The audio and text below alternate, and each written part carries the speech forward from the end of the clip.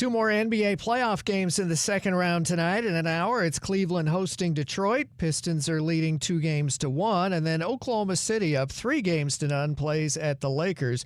OKC 7-0 overall against LA this season. On Tuesday, Minnesota tied 2 games apiece, plays at San Antonio. The Spurs' De'Aaron Fox is questionable with a sore ankle. Victor Wembanyama reportedly after throwing the elbow yesterday and getting kicked out, not facing a suspension or fine. In the NHL playoffs, Colorado at Minnesota. The Dallas Cowboys will play the first Sunday night game in September at the Giants. Dallas's Thanksgiving home game will be against the Eagles on Fox TV. The NFL will release its full schedule on Thursday night. The Denver Broncos announced the passing of former quarterback Craig Morton over the weekend at age 83. The Chargers signed tight end David Njoku, ex of Cleveland. I'm Steve DeSager.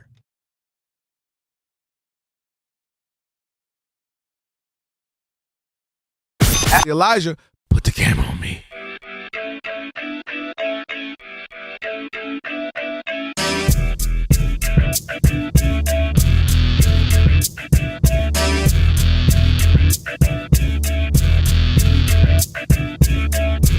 Sweetie.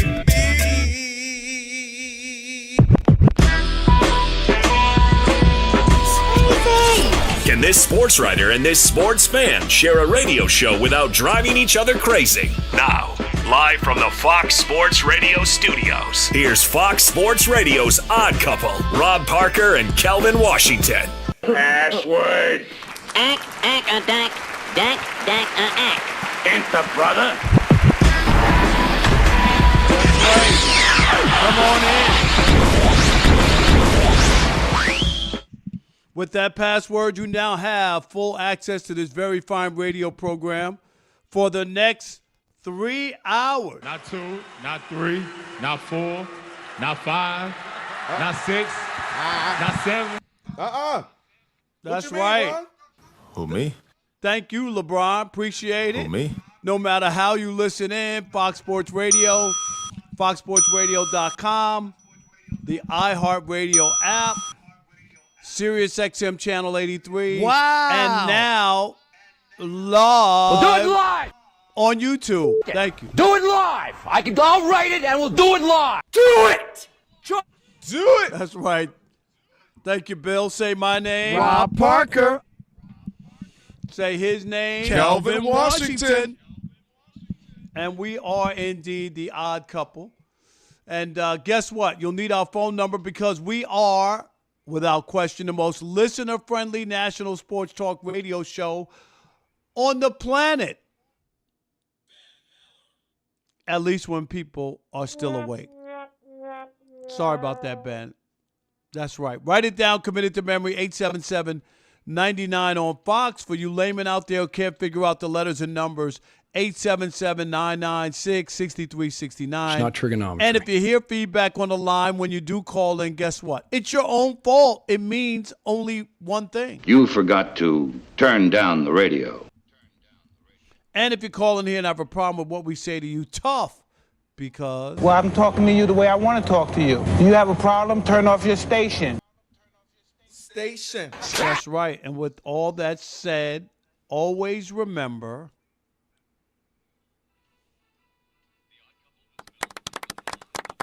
Yay. Sweet Yay. Yay. Yay. Yay. Yeah. Yay. Hey. Ooh. Yay. That's right. All right, let's go. Big show. Let me welcome in my co-host. He is Kelvin Washington. Magic What's City. happening? Monday, How are you? Start a new week. Feeling good, brother. Good weekend. Shout out to my wife. Had a great Mother's Day weekend. Me and the daughters. She had a great relaxing. We did a couple days staycation, if you will, here locally in LA. So it was nice, man. No complaints. We got some great NBA topics, a bunch of stuff to get to. Everything good. You? all good. No complaints. Ready to rock and roll. Don't be shortchanging us, Rob. No, don't be doing that. Don't be shortchanging us. We want to know your weekend, bruh. Don't be just shortchanging us. We want to know what Uncle's doing out here in these streets. We don't do all that. This is a professional environment. Nobody cares about my private life. Only thing people care about is the next 3 hours. That's the opposite, right?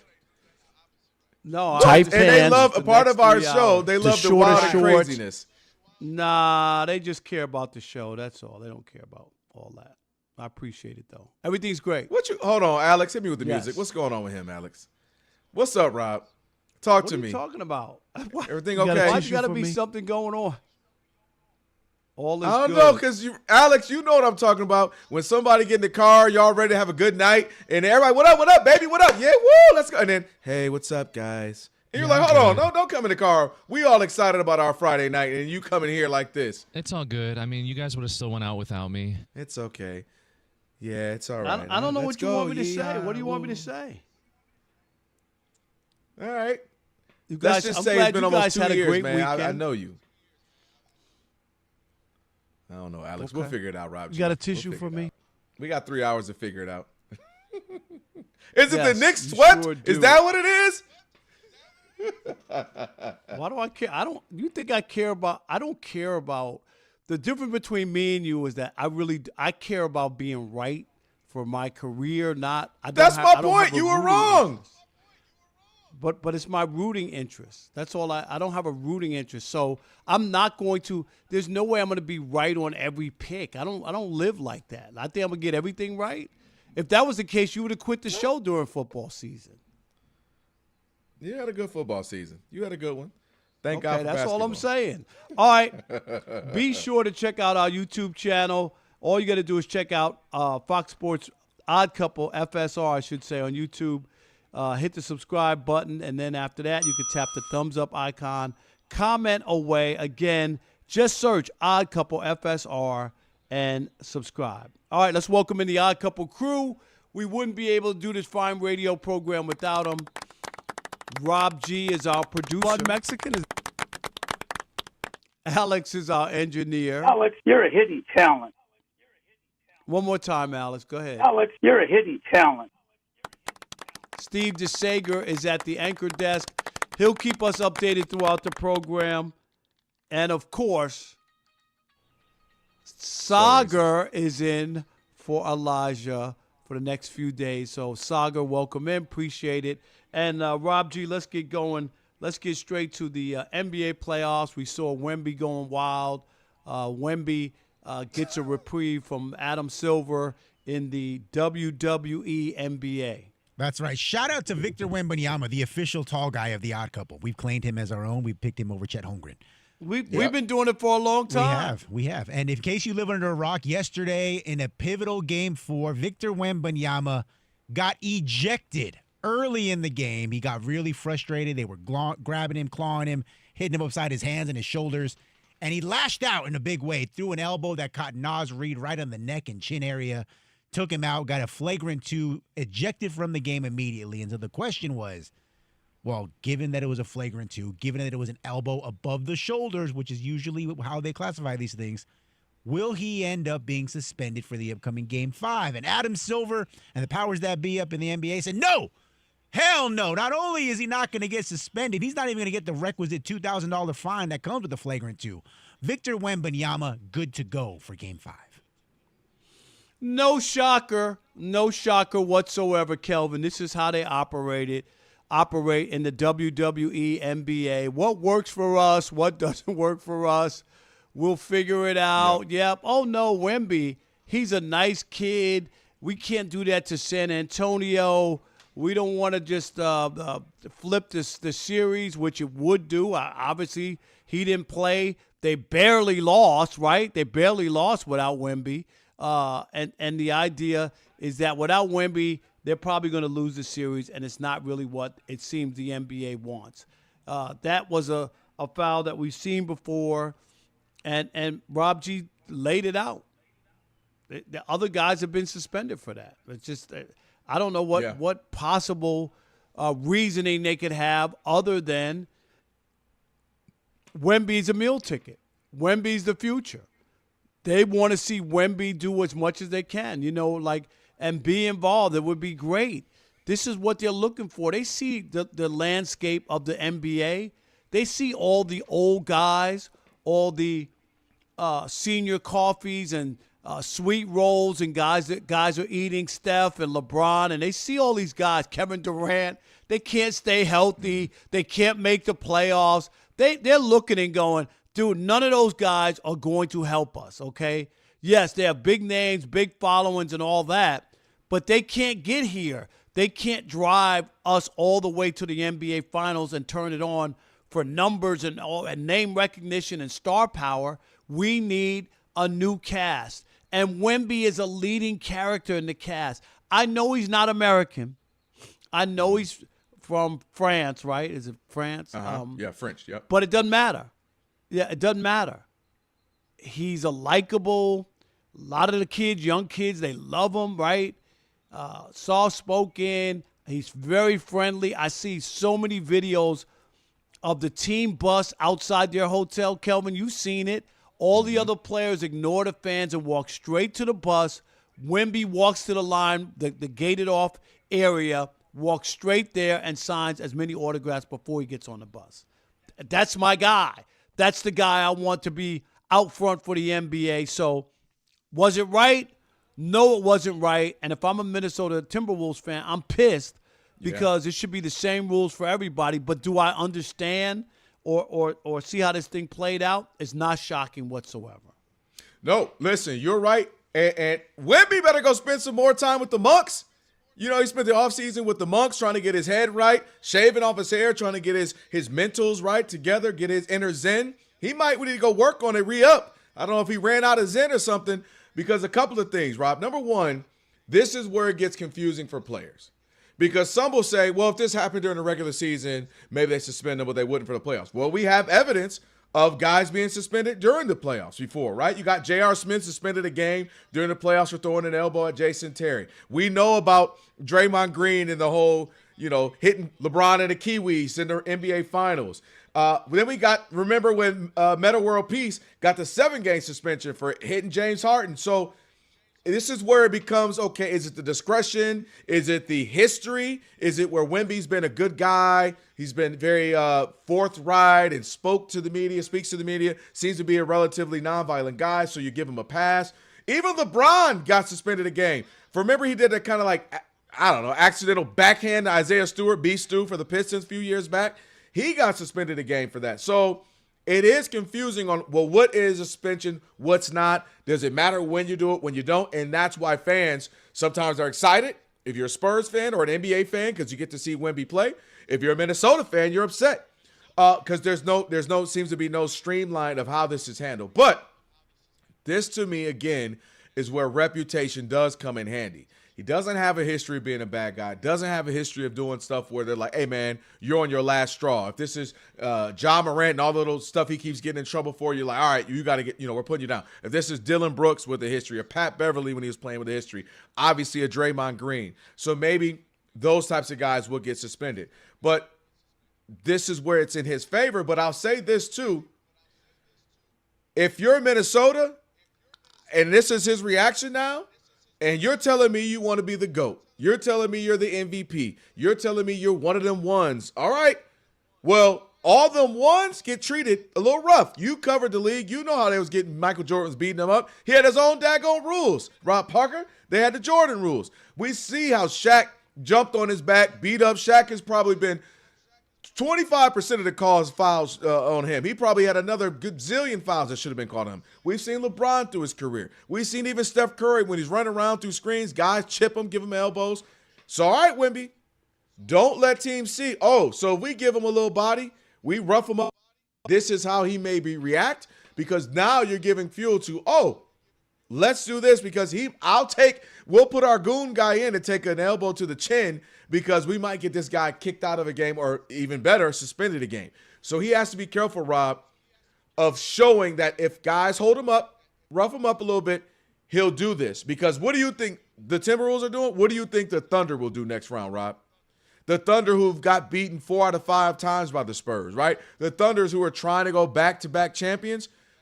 I absolutely believe they're taking notes saying, all right, you rough him up, you beat him up, you push him around a little bit, you might get this type of reaction. So he's going to have to go back to that inner zen, find his inner chi, because teams to me are going to look at it and go, And obviously the Knicks or the Pistons or Cavs, whoever come out the East as well, if let's say he went to the finals. This is how he'll react. So he's got to kind of tame that down a little bit. Because if you're the best, if you're the GOAT. I blame the referees, too, because they shouldn't. You shouldn't do it like that. It shouldn't be during the regular season. You know what I mean? You can't touch anybody, and then in the postseason you could hit people. I just don't understand it. I think I hear that's you, where but we call it. We literally have a send name for it. bad It's signal. called playoff basketball. You know what I mean? Like I think that fans want to see it. I just disagree with like it's ridiculous. I think it should be consistent. Like you shouldn't be able to elbow somebody in the throat and be like, oh, okay, that's just playoff. If that was during the season, they threw him out of the game immediately. Do you know what I'm saying? It wasn't like, oh, well, this is Wemby. What did he get thrown out the game for? I'm shocked. 877-99 on Fox. Should fine. Wemby? Oh, but that tells you. Should Wemby have been suspended for upcoming game number 5? Or is this the WWE NBA? We'll continue that conversation next with you. 877-99 on Fox. Rob Parker. I don't watch it, but I know what it's about. Rob Parker, Kelvin, Washington, where we deliver insight, not noise, right here on Fox Sports Radio. Stick and stay. Especially if you've been feeling a little lacking in your manlyhood in the US of A.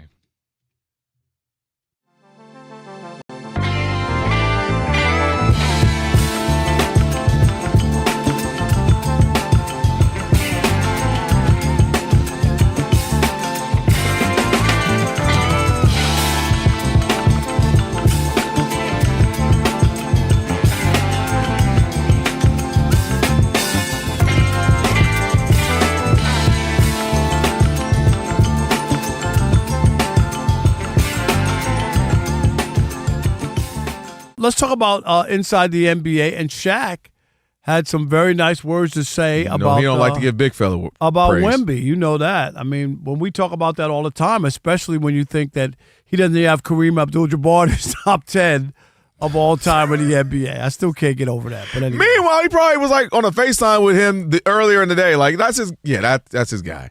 Shaq loves guards. But guards. yes. So here's Shaq inside the NBA. I think Wemby is the first perfect big man that's ever created. Can shoot, free throws, play defense, play offense. He's a great team player. I'm happy for the Spurs. I'm happy for Wemby. Well, I think I get his sentiment. I would argue Hakeem might have been that.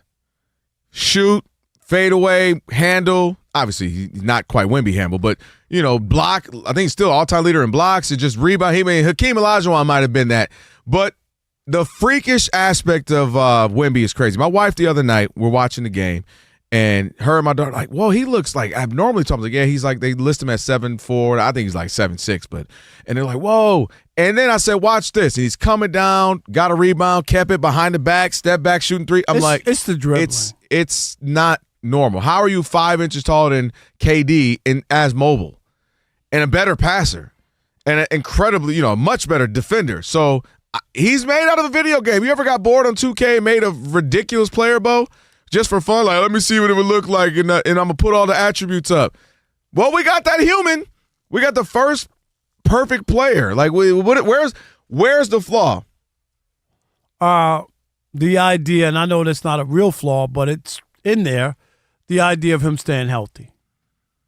That's the only challenge, right? Can you look and know for sure he's going to play 15 years, have a career, and not have, be sidelined or be hobbled by some sort of injury, being that tall, being that big, being that size. And the history is against him. Would you agree with that? The history. Yes. The only difference, and we've mentioned this before, is that he's not the average bigs. We're talking about something was a little off with their movements, right? They were slower, they were bigger. You look at Yao, Manute Bowles, Mirasan, Sean Bradley, those bigs. He's actually agile and but he's already had his own share of injuries and different things. Well, the blood clot, that one was scary because you don't know what to do with that, right? If you twist your ankle, I can tape it up. I can give you a couple weeks off. The blood clot is one of those weird ones where you just don't know what to do. But you're right, and I said it about a year or so ago when we were doing it. I said his health is the biggest deterrent. Like if he can stay healthy, he's got a shot at being something incredible. And we might be having our first hour conversation might be different. It might be about LeBron might get replaced with a Wemby talk. In comparison to Jordan and the GOAT conversation. I mean, all the attributes are there. And again, Shaq always hates on big men because he'll always say, I didn't like it, Kenny. Well, why didn't you like it? He had a good game tonight. Those aren't SLN. Well, what is SLN? What do you mean? Shaq like numbers. Like, he makes it like everybody has to look like him and play like him and have those numbers. You mean when they took you out of the games because you couldn't make free throws, or when they used to do the hack of Shaq? It's easy. If you score 6 every quarter, that's 24, and then if you get an extra cup, it's not that. Are you watching? Each game is different, right? You know what I mean? There's a different style, different flow. But if everybody could use that formula, then everybody would have 30 points. All you got to do is score 6. That sounds good all the time. They'll come out. Who's a big man like in the last? Maybe they'll say like Embiid or something, and like last few years, and he'll be like, he had a good game. 27 and 11 as the Sixers. And he'll be like, they'll be like, what? I mean, he's got chicken in his teeth. They make Shaq like numbers. Okay, so you were one of one, Shaq, right? Not every. When's the last time a dude brought out the whole stanchion? Let alone break a rim, the whole stanchion. Like, you were kind of one of one, Shaq. So, but I like seeing him give credit to him. And when he played, we talk about all the time. I mean, nobody was as dominant. I mean, in his heyday with Kobe and that 90, run, six-ish. Am I right? To like 01, 02, Shaq. And he didn't have to come up with any other shot, dunk the ball every single time. You don't need no dipsy doodle. I don't need you to do anything special. Like, all he does is dunk the ball. Okay, and get guys in foul trouble. And then when you double and triple team them, I'm kicking it out to Rick Fox, Derek Fisher, Glenn Rice, depending on the era of the team. Yeah, and that's why we're talking about, like, if I'm Kelvin Washington, the general manager, why I'm so big on Shaq. Why, like, if we had a draft of every NBA player ever, and they're all 22, and you're going to get him for 12 years, I'm taking Shaq just about over everybody because.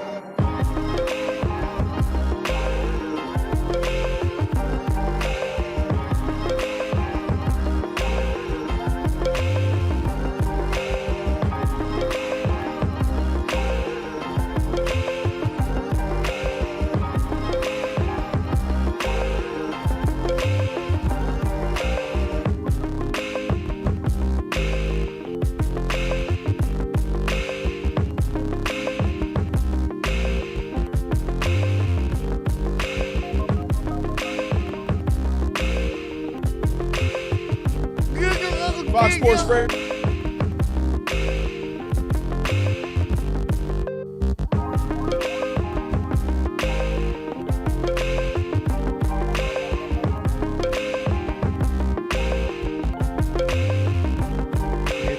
It is the Odd Couple.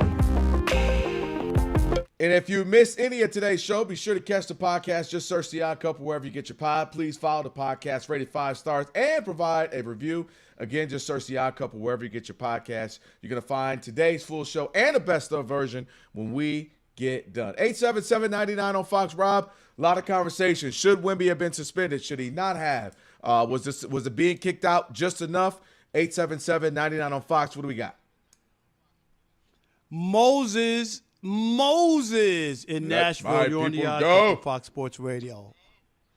Yo, been a long time since I called in, but I had to call in today because I totally disagree. He should not have been suspended. You know, when there are exceptions to every rule. And, like, he's not known for this type of behavior. This is really the first thing he's done in 3 years since he's been in the league. Why did he get kicked out then? Why did he get kicked out? Why did he get kicked out then? I'm okay with him getting suspended or getting kicked out of that game, but to add another suspension onto it is ridiculous to me. He's not a habitual line fouler. stepper. He doesn't do line stepper. He's not that person.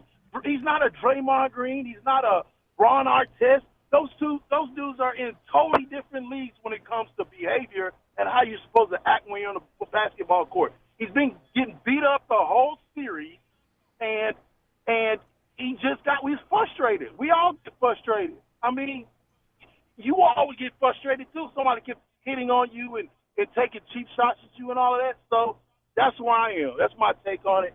He shouldn't be. He shouldn't get a one-game suspension. But we got to relax on the Moses, what size Wemby jersey do you have? I'm just curious. Okay. Just curious. But my thing, Rob, we got to, this whole he keeps getting beat up thing, and I see this now year after year. It was Joker. Now it's Wemby. Any big, it's Embiid a couple years ago. Like, dude, we've been watching NBA for 30, 40, 50, 60 years.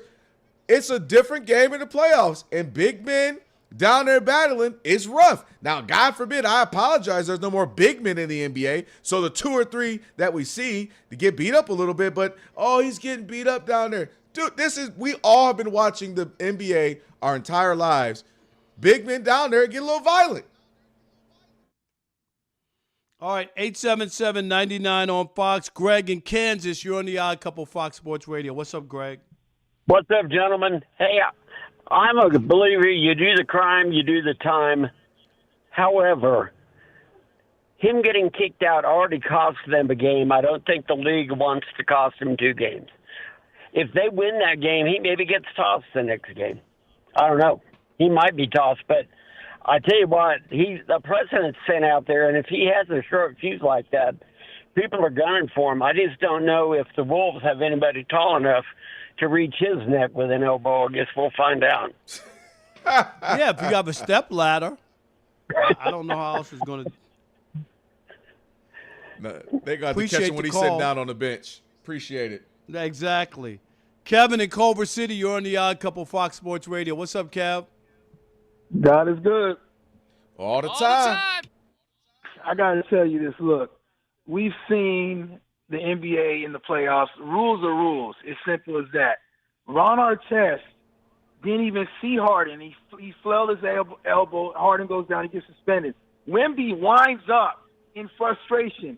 It's a suspension. Draymond Green, I repeat, Draymond Green cost his team an NBA championship in the NBA Finals, and they suspended him because rules are rules. If rules are rules, Wemby's got to sit. You know I'm a Wemby guy. This is Wemby's league. But he needs to be suspended because the rules are the rules. You know how many guys beat up Shaq throughout his career he could have destroyed and beat up? Oh, yeah. Big facts on that. He lost his cool. It happens. But you got to sit. I remember back in the day, Kareem Abdul-Jabbar going at Bird. We saw the Kevin McHale move. Look, things happen on the court. But when you wind up on a guy, what styles are you supposed to do? He's 6'11". How can you win against this guy? He's 7'6". He's got to get his body on him because you can't touch him, so you give him space. He's going to shoot a 3 over you. So you got to get up on him. Gobert's been doing it. So he lost his cool. You got to sit. He wound up. He's a big dude. Those elbows, those look like knives. He wound up on the guy. He could have destroyed him. That's the key part. That's the key part, Kev. Kev, thanks for the call.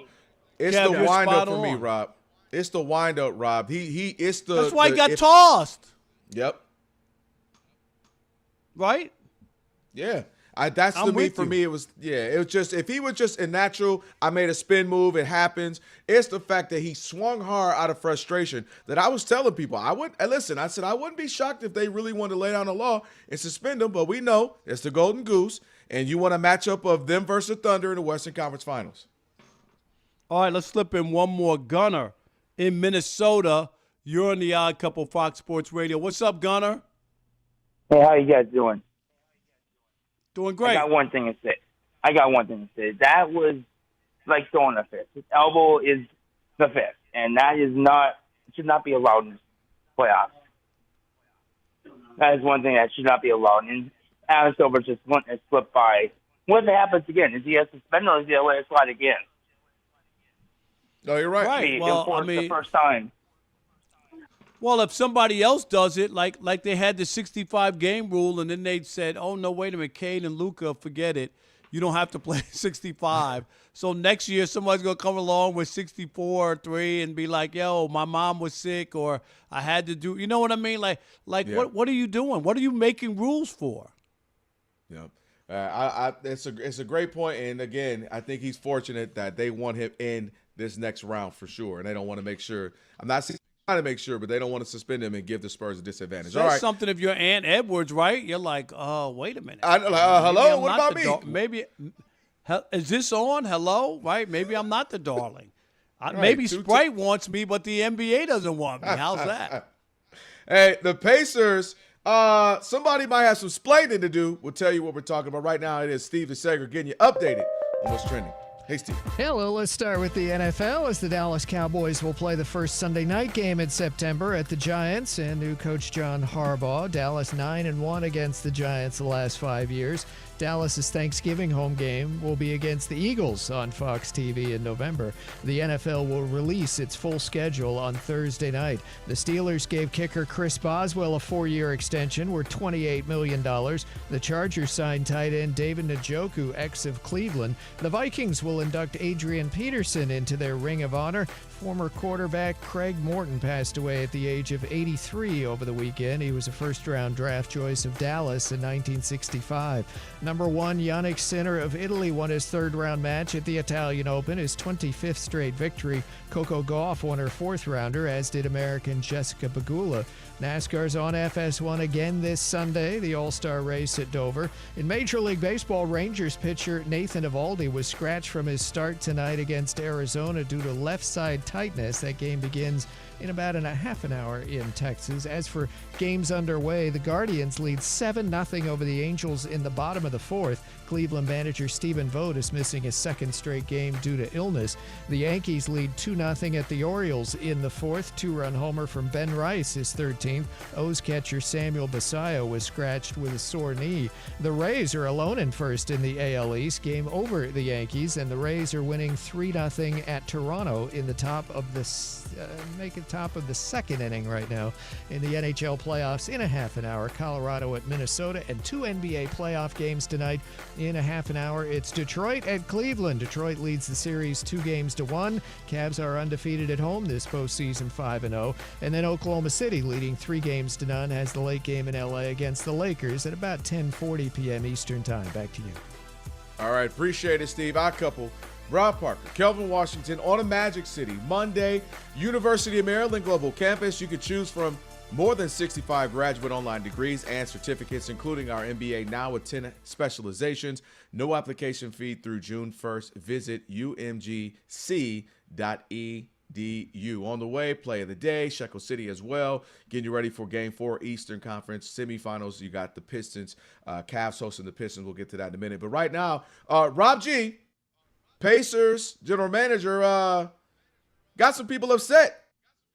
Yes, he did. Big news for the NBA draft lottery yesterday. Number 1, of course, the Washington Wizards. Their tanking paid off. They get the number 1 pick in the upcoming NBA draft. But the second biggest story involved the Indiana Pacers, who you'll recall ahead of the trade deadline dealt the rights to their lottery pick, top 4 protected, and Ben Mathurin in a package for Ivica Zubac. Now, the problem with that is that when the draft lottery balls came down on Sunday, the Indiana Pacers pick did not fall in the top 4. Instead, it fell number 5 overall. So the final tally would be Ben Mathurin and the number 5 pick for Zubac, which caused their president of basketball operations to come out, Kevin Pritchard, and say on X after the lottery, quote, "I'm really sorry to all our fans. I own taking this risk. Surprised it came up 5th after this year. I thought we were due some luck, but please remember, this team deserved a starting center to compete with the best teams next year, and we have always been resilient.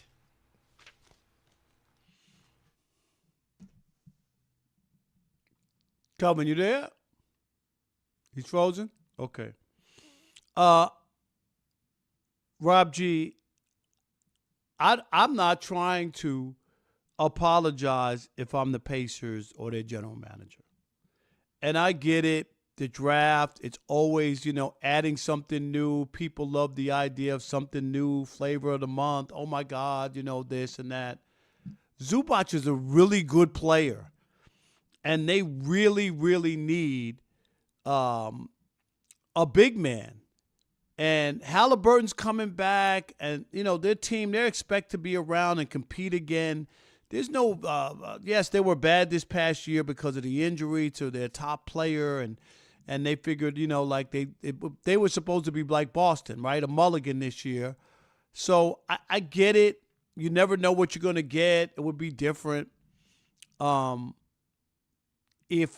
obviously it was protected 1 through 4. If it was one of those picks, then yeah, I would really be upset. But it was protected through 1 through 4. And in order to get a player of Zubac's numbers and ability, he's really good. The Lakers gave up on him. That was a bad trade, Rob G. You know that deep down. That was one of the worst moves by the Lakers to let him go because he's really good. And I was even surprised when the Clippers finally, moved him, but it worked out for them now because obviously they have the 5th pick and now they could rechange the way they're thinking about going forward depending on who they're able to get. Am I way off base, the idea that Zubac is going to be a great fit for them when they have their full team next season? Well, you're not off base about Zubac's impact. He is a very good player. That was a Magic Johnson trade, by the way. That's exactly why I don't have Magic Johnson on the top 5 greatest players of NBA history, because he made dumb trades like that. And it all rolls into this one package there when it comes to the Magic Man. But so that's during the tragic Johnson era. Yeah, is that what you're saying? tragic Johnson. He's had a couple of them. He had it early in his basketball playing career, and then he had it as an executive, and it all got rolled into one. But as far as Zubac, I could not disagree with you more. He's a very good player. He's a borderline All-NBA center. He's a great defender. He's like a walking 18-9 type of guy. He's going to do very well in Indiana. The problem is, and it's less about him and more about the situation, is that in today's NBA, with that stupid second apron that they have installed where it behooves you to not have too many highly paid guys, the most valuable commodity you can have is a young player on a rookie contract. It's very similar to the NFL. If you have a young quarterback on a rookie contract, you can build out the rest of the roster. And the difference between... Yeah, but the only problem with that is I hear that, but you're trying to win now. Like I get that in the long term. I think if you really ask most fans, if I told you and I'm the Pacers, I get to see a championship in my lifetime. Okay, they haven't won anything in the NBA. They get a chance to win a championship next year because of him. Yeah, but Zubac doesn't guarantee you a championship. No, I'm not guaranteed. But I don't care about like 3 or 4 years from now because you have less money. He might not have the rookie might not have the same impact that you need now with Halliburton and the players that you have. That's what I'm talking about. What I'm saying is that you could have, hypothetically, if you're Indiana, been able to get another, maybe not as good of a center as Ivica Zubac, but you could have got another guy, Jarrett Allen from the Cavs, one of the guys from the Blazers. I don't know if he's available. But there are guys you could have gotten without having to give up a top 4 protected first-round pick. You could have got a lottery protected first round or a top 20 or something like that. He's really good. No, he's really very good. He's very good. But they didn't command a pick like that because he's a bum. Like those numbers are hard to come by. But this is supposed to be the best draft class arguably ever.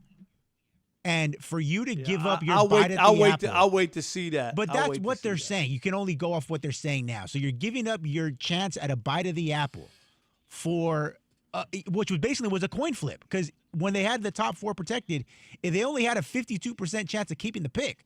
So you had to understand that once you made this deal, it was entirely likely, or possible, if not likely, that you weren't going to get this pick. And so for them to give that up and suffer through the kind of season that they suffered through with no payoff at the end, you got to feel sick if you're a Pacers fan. Yeah, I wouldn't be sick. I'd wait to see what I got coming back and whatnot. But you know what I mean? Like I get it. Like it's always, oh yeah, we want the new shiny toy. Yeah, let's go get that player. Yeah, he's gonna be great. I saw that in Golden State. How many young players came their way, Rob G, where you were like, oh my God, it's unbelievable. They got this great team, and now they're adding all these players, all these great young players. Well, how'd that work out? With all due respect to those guys, none of them are considered to be in the class of these guys. No, but I'm just saying. But then people think that who was the one who wound up going to Detroit? Wiseman. Remember that? Oh my God. Out, yep. Kuminga. But Wiseman was a top player, right? He was a player. People thought, how in the world could the Warriors get Wiseman? Did it work out? No, I don't even. Is he in the league anymore? I don't think he's in the league. I know he got hurt last season. He may or may not still be in the league. I'm not sure. But so I get it. It's just a situation where Ivica Zu, again, it is not to disparage Ivica. He's a very, very good NBA player. He's a borderline, great player in terms of being an NBA center. But the risk reward for that kind of a trade is just not smart if you are Indiana, because you're never going to get the free agent. Your best bet is to have the young guys you can build out. I just disagree with that. I think you went to the finals without the young guy. You just went to the finals.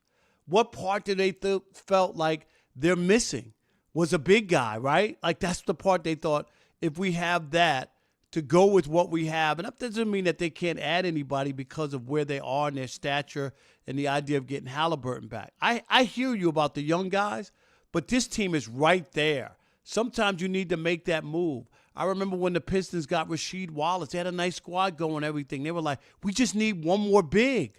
Do you know what I mean, Rob G? We need one big. Yeah, and they got Rasheed Wallace. They were giving up a top 5 pick to get it, though. No. But I'm just saying they already had.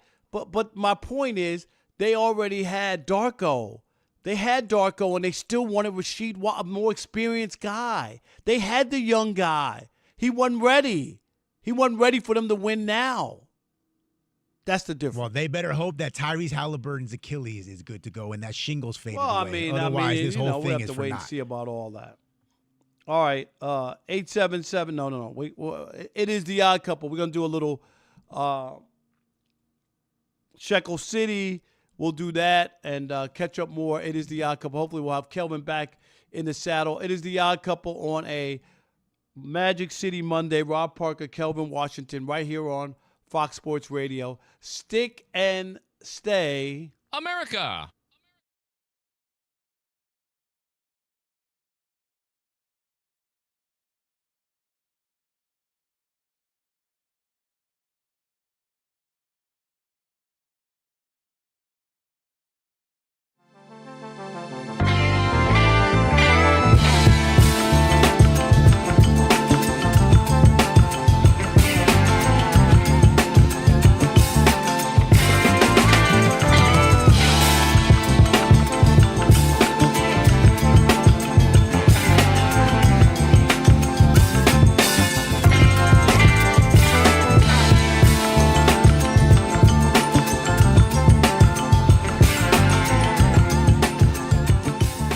But the other game is tonight, the nightcap.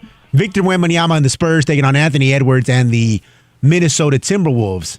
And ahead of that game, Yardbarker, which we get some content from. They got some good stories on there. What? Wait a minute. Those are fans, right? Writing stuff? No. What is that? No, like they're like sports bloggers and opinion. Like they write little blurbs about stuff. You didn't help yourself, Rob. They didn't go to journalism school. Hey, let him get these takes off, Rob.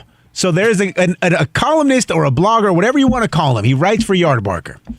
Wrote a piece ahead of Game 3 on the heels of Anthony Edwards after Game 2 making his franchise record 48th career playoff game appearance for Minnesota, the most in Timberwolves history. Floated out the idea, is Anthony Edwards already the greatest player in Timberwolves history? Go ahead, Kelvin, because I don't have... No, the answer is an emphatic no.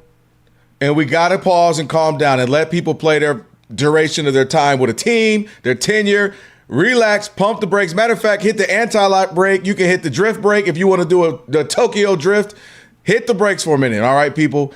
Anthony Edwards is a good to great player. He's going to have an amazing career. Let's settle down. That answer is Kevin Garnett. The answer is Kevin Garnett for several reasons, because I think you got to forget the cultural impact. He was the first guy to come out of high school in quite some time, right? You had Moses Malone, however many years before that. He had a nickname already. He was the ticket. And I think what he brought to an organization that I can't even think of what the Timberwolves did before him. Like, I literally don't remember a single thing before him. Maybe I think they had Cherokee Parks or something, if that's the best I can think of. And Kevin Garnett gave them something to hope for. He gave them identity. He gave them passion. He gave them blood, sweat, and tears. And I understand he didn't have all the success. He didn't win rings there, but they also didn't do a lot to build around him. They got Stephon Marbury out of there too early.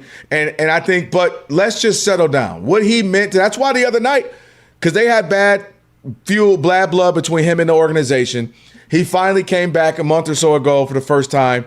They go crazy. They had welcomed him back. You got the new ownership group, Alex Rodriguez and the crew, and they want to bring back guys who mean so much to the organization. And I don't think anyone means more to the Timberwolves than Kevin Garnett.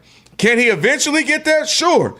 Can we give him some time too, please? Yes. And also, I think they got a great guy in Anthony Edwards in that there's some echoing of the same temperament, right? Kevin Garnett, we knew, vocal, cared, passionate. You never question was he going to play. Never question his heart. Anthony Edwards, for all the young guys who were starting to do load management and I don't want to play, he plays. He wants to play. He shows up. He plays both sides of the ball. He's very vocal. He's got that great charismatic personality. He's on his way, but I think it's too fast to already say that. Pump the brakes, relax, chill, let something marinate like Big Mama did when she was cooking up something. She let it marinate before she just threw it out there. You got to let all the seasoning get up in there. And so I just think it's a little premature for that. But I love the temperament. I love what he like his desire to play, his desire to win, talking trash. He cares. He is a historian of the game. He very well could be, but absolutely, as of current today, if he were to retire today, is Kevin Garnett. But I think he's on a track to be, and they should be happy that they got a guy who wants to win, who cares about winning, cares about the city, cares about his teammates. But hold up, it's Kevin Garnett. It's so premature. Hold up. What do we do? We're celebrating a guy who didn't make it to the finals, was on the doorstep twice? That's what you're celebrating? Is that how pathetic the franchise is? That you're celebrating not getting there? I just don't even understand it. It's just not, what are we doing? You like really? Like, can you win something? Should we put a statue out for him already since they got to the Western Conference Finals 2 years in a row and didn't make it to the finals? Is he worth a statue? It's just premature. Stop rushing everything. Can he win something for you? Mm-hmm. Can you make it feel good a little bit to at least decide, hey, this was something that we haven't had before? Yes. Win a title. I would look at you and go, wow, that's amazing. Ant-Man won a title for the Timberwolves. Can you believe they won a championship? But instead, no, we want to celebrate everything. Every little while, oh, yeah, he's played in a lot of playoff games. That's nice. Good. How about winning? Can we win something? Can you win a stuffed animal at the circus? Can you win something, a raffle at the bake sale? Can you win something?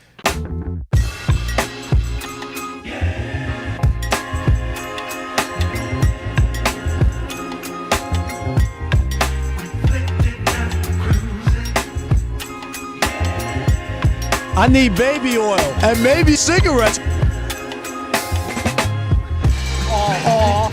Elijah, put the camera on me.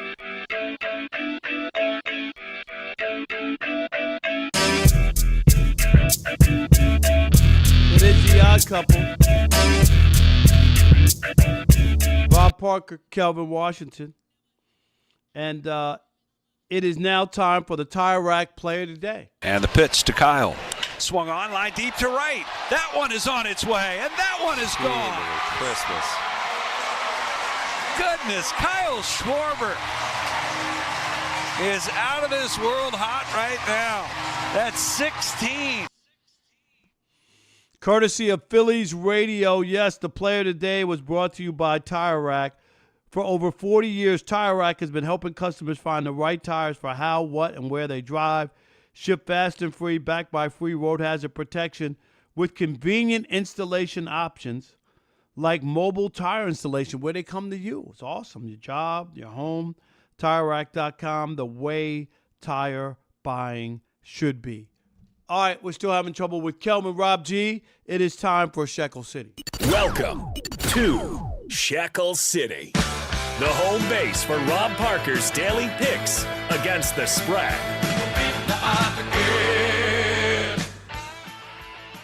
All right, here we go. Friday, I was 1-2 on Friday. That brings my total to 130 and 110. No, that's not right. That's the wrong number, Elijah. What'd you do to me? 130 and 100. Oh, wow. I'm 30 games over 500. Wow. 130 and 100. With those. Elijah, what is that all about? Never heard of them. Yeah, all right, here we go. Tonight, best bet, I'm taking OKC minus 12.5. They end this in a 4-game sweep over the Lakers. OKC minus. Got the Cavaliers undefeated at home. They win again. Minus 3.5 hosting the Detroit Pistons. That series will be tied up 2-2. And the Yankees got swept in Milwaukee. Let's take the Yankees minus 1.5. They are in Baltimore taking on the Orioles. So again, Yankees minus 1.5. Cavaliers minus 3.5, and OKC minus 12.5. And remember, Rob G, I'm not telling you who to bet on. Was that Aaron Judge? I'm telling you who I'm betting on. Man. Rob G, let's talk about let's go Lakers first and then quickly about the Pistons and Cavs. Do you expect this to be a sweep? Can the Lakers muster anything? I mean, they're double-digit underdogs every game, like no respect from Las Vegas at all. No, it's going to be a sweep. And it's disappointing because it's going to be close for like a half, like all the last 2 games were. In fact, the Lakers have had leads of the last 2 games. And if you look at the net rating, I know that's not an exact science, but the net rating for the series is Lakers minus 19.7, which means they're losing each game by an average of about 19.7 points per game. The thing is in the second half alone, the net rating is Lakers minus 18. So they're only 1 point worse in the first half of these games. They just get their doors blown off in the second half. They don't have the horses, so it's going to be a sweep. Get the brooms out. And how about just as a Laker fan, you see Austin Reeves, and you, what do you think of now? Like we got our guy for the future, whatever, or now there's a lot of doubt, or you're saying to yourself, I don't know. Like there's a big enough sample size for me to worry if you're a Laker fan. Yeah, you have to be worried because Austin Reeves is a very good NBA. Like he's a very good NBA player. He's going to be worth whatever the contract is that he gets. The problem is if you are in the championship business, I don't think he can be your second best player. And that's not a knock on him because there's a lot of great players who can't be the second best option. Right. I agree with that. I agree. Like he can win you a lot of games. He can play. It's not like he can't play or anything like that. But what are you trying to do? And if you're Luka, well, I mean, are you a little leery of that? Like that's what I'm going to war with, these two, Luka and him. Luka and LeBron couldn't get anything done. Yeah. And you know what's interesting is, you know, when you're seeing it in this, you saw it against Houston, right? You saw it last year against Minnesota. You're seeing it now against Oklahoma City. Is as good as Austin Reeves is, he struggles against the long, athletic, aggressive defenders. And if he was in the Eastern Conference, not a big of a deal. But in the Western Conference, the 2 best teams, San Antonio and Oklahoma City, are littered with guys like that. Houston has guys like that. Minnesota has guys like that. So it's like you're asking him to overcome it every single round, and it's like, I don't know if he's just physically capable of handling that kind of, aggressive opposition. And, of course, the game earlier that's about to start in less than 10 minutes now, the Pistons and the Cavs. Do the Cavs tie it? What do you think, yes or no? No way. James Harden had his good game, and it was game 3. No, he did not. He's back. He's going to be back to Slim Jim Harden. He's back, baby. It is the odd couple.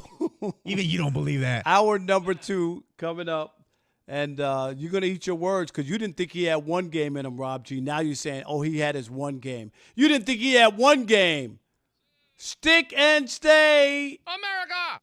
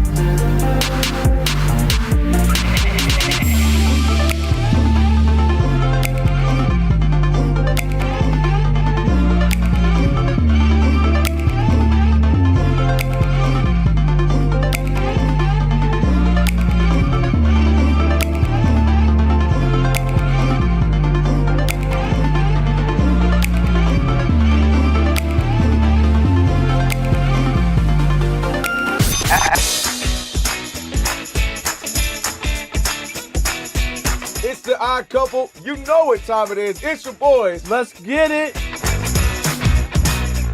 The Odd Couple is fun. Check. And informative. Check. What's up, America? You want to talk sports with one and a half of the best-looking guys in the game? That game was incredible. You are wrong. You'll be king of the water cooler.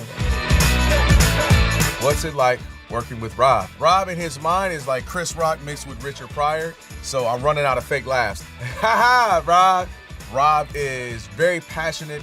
Son, you ain't ready for this. Well, I don't have BS in my game. I'm straightforward. I'm honest. You say Brady's the greatest quarterback of all time, but Eli Manning beat him twice. And, of course, it doesn't hurt that I'm right most of the time. Kelvin is the nice guy, wants to make everybody feel warm and fuzzy. You done? Let me tell you the truth. I bring the energy, a youthful energy. Rob's not gonna see this, is he? And I bring an honest opinion. Michael Jordan, I can't take it anymore. I need a break. I'm gonna go play baseball. Trash Talking Tuesday is the best. It's a great opportunity for folks to call in and they get to trash whomever. Who you trashing, Roger? I'm trashing LeBron James and Michael Jordan. Oh, okay. They can't even hold Wilt Chamberlain's shoes. Stop talking about the king like that. It's a new era. Let LeBron be the best, please. I only recognize one king in the United States, and that's Burger King. The connection with the Odd Couple audience is incredible. We really invite them in. And they can relate, whether it be things about our own personal lives or our takes on sports. Love you guys. You guys are killing it. Hey, we appreciate you. Thank you for rocking with your boys. They feel like it's just my guys, just my friends, and they join right in on the show. We talk with the listeners, not at them. Obviously, you can listen to us live, but you can still check out the podcast. You can check out our YouTube. You can check us out on social media. So in any way you want to get it, you can get it. Yes. There's some yelling. It is some hot takes. It's a whole lot of fun. I'll give you that. It is fun. I agree. Begrudgingly. The Odd Couple. sports talk that's too good and too fun.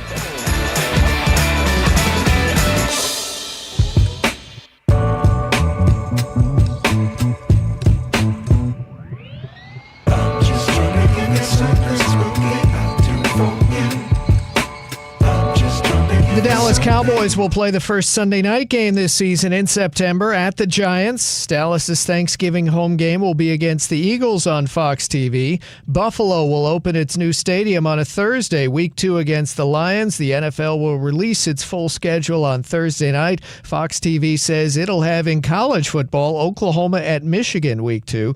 The Pittsburgh Steelers gave kicker Chris Boswell a 4-year extension. The Chargers signed tight end David Njoku, ex of Cleveland, and the Vikings will induct Adrian Peterson into their Ring of Honor. 2 NBA playoff games tonight in the second round. Detroit at Cleveland starts up in about 10 minutes, and then Oklahoma City, up 3-0 plays at the Lakers. Coming up in the NHL, Colorado leading 2-1 plays at Minnesota. In baseball, Guardians 7-0 over the Angels, bottom of the 5th. Yankees in the 6th lead 2-0 at Baltimore. I'm Steve DeSager.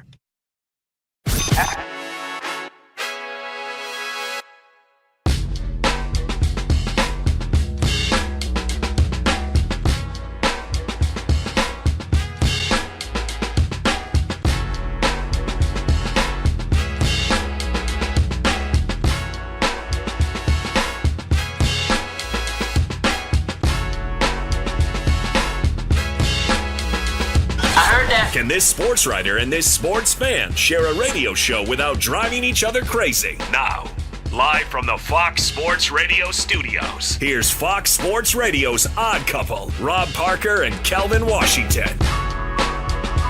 Our number two. Here on the Odd Couple, Rob Parker, Kelvin Washington. Be sure to check out our YouTube channel. That's right. You can watch us right now, or at least me on YouTube. Hit that subscribe button, and after that, all you got to do is tap the thumbs up icon and comment away. Let us know if you agree with me or Kelvin or Rob G or whoever happens to be on the mic. Alex, do all that. Again, check out our YouTube channel. Just search Odd Couple FSR right here on YouTube and subscribe. All right, coming up, Ian O'Connor. Do it! Man, me and Ian worked together at ESPN New York. We worked together in New York for many, many years. Of course, the athletic columnist, New York Times best-selling author will join. We'll talk with Ian coming up in about 28 minutes. We'll do that. So a lot to get to. But, Rob G., let's start with Giannis and the Bucks. We kind of got some news. Yeah, we got some news, and this is the story that just keeps on giving, and it's one that is hopefully now nearing its end because ESPN Shams Charania reported earlier on Monday that the Milwaukee Bucks are officially open for business on trade calls for two-time MVP Giannis Antetokounmpo. They hope to get a deal done before or the night of the NBA draft. Now the draft lottery is set. They feel like they have a better idea of what offers might become available. And before that, on Saturday, the Athletic's Sam Amick reported that if and when this comes to pass, where either Giannis demands the trade officially or the Bucks officially decide they're fielding offers, Giannis is reportedly going to have a heavy input on where he ends up. And he's already told sources that he'd like to, number one, stay in the Eastern Conference, and number two, play for a team that has a chance to win an NBA championship. I got news for Giannis. No, thank you. I'm not interested. I'm not interested. If this was a couple years ago, I'm all over it. Giannis just doesn't seem the same to me. Always injured, banged up, doesn't make people better. They went and got him. They went out and got players, right, that he wanted. Rob G., what have they gotten for that? Has Milwaukee really been in the mix for the last 4 years? No, and what Giannis needs to understand, and Bucks fans and NBA fans need to understand, is to your point, Rob, the reason that they are in this predicament right now is in large part because of Giannis. Every move that they have made has either been that his request or to make him happy. So They win a championship. Chris Middleton, Drew Holiday, the two guys next to him. He decides, after they lose in the playoffs the following season, I need more scoring punch from my guards. Drew Holiday's great. He doesn't score enough. So let's flip him. They flip him. They bring in Damian Lillard, right? And then Dame Dollar. Go back and read the clips, Rob G. Absolutely. Oh, my God. You won't be able to defend them. They're going to win the NBA championship. It is the perfect match. It's peanut butter and jelly. And not so fast, right? My friend. No, didn't work out at all. Even before he got hurt, it wasn't working out. And on top of that, you go to the coach. You had Adrian Griffin there. He had like a 75 win percentage. And they said, you know what? Oh, no good. Let's get rid of him. We need a veteran coach. Let's go get Doc, always giving up the lead in the postseason, Rivers, right? That was another Giannis move. 3-1 Rivers. They got him. So that didn't work out, right? Then Damian Lillard tears his Achilles, and they say, hey, we're stuck in purgatory. We can't win. We spent all this money on Dame. We have no cap space to do anything with it. So you know what we're going to do is we are going to waive and stretch Damian Lillard's contract so we can offer $130 million to Miles Turner, who has been a bust there. They've traded away all their future draft picks for the most part. They don't have much control outside of this season. They have bad deals tied up with Kyle Kuzma, bad deals tied up with Bobby Portis. The list goes on and on. And so now we are stuck in a situation where the only avenue for them to really get better was to trade Giannis, or is to trade Giannis. And he's still, up until this point, is maintaining that he's not the bad guy. He wants to stay in Milwaukee, and this is all their decision.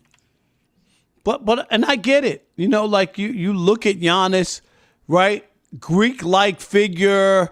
He won a championship. He won 2 MVPs, right? Like there's a lot to like there, isn't it, Rob G? Like there is. If you look at his resume and feel like, man, all we need to do is get Giannis and we're over the top. Look at that. The Knicks have a chance to go to the NBA Finals. Guess what, Rob G? Without Giannis. Right? Without Giannis. Yeah, I don't know what you're giving up. That's the question, right? Because, Rob, you've been covering the league since Moby Dick was a guppy, since the Louisiana Purchase. 1987. Right? That's right. I used to fly on the planes with the players. That's how long ago it was. Before I was born, Rob Parker was in these locker rooms talking to half-naked men in the back. I love that. So, Rob, you know how this league works historically, right? When a great player, in this case Giannis, a top 5 player in the league becomes available, you say, all right, no questions asked. Whatever it takes, we will move heaven and earth to get this guy on our team, right? But to your point, Giannis, the last few years, either because of injury or because of ineffectiveness, hasn't gotten out of the first round. So if you are a team in the Eastern Conference, and you mentioned the Knicks, we've talked about the Celtics, we'll see what happens with Cleveland here tonight, the Detroit Pistons, what exactly are you willing to give up for a guy who's in his 30s? He's showing some injury decline a little bit. And you know that when you bring him in, you have to either give up all of your assets to get him, number one. And number two, completely change the way you play, because Giannis only plays one style of basketball. So I ask you, Rob, is Giannis really that valuable then? Were you willing to give whatever it takes to get him? That's where the issue comes. It's not that you don't want him. That's not. I would be silly to sit here and say that people don't want him.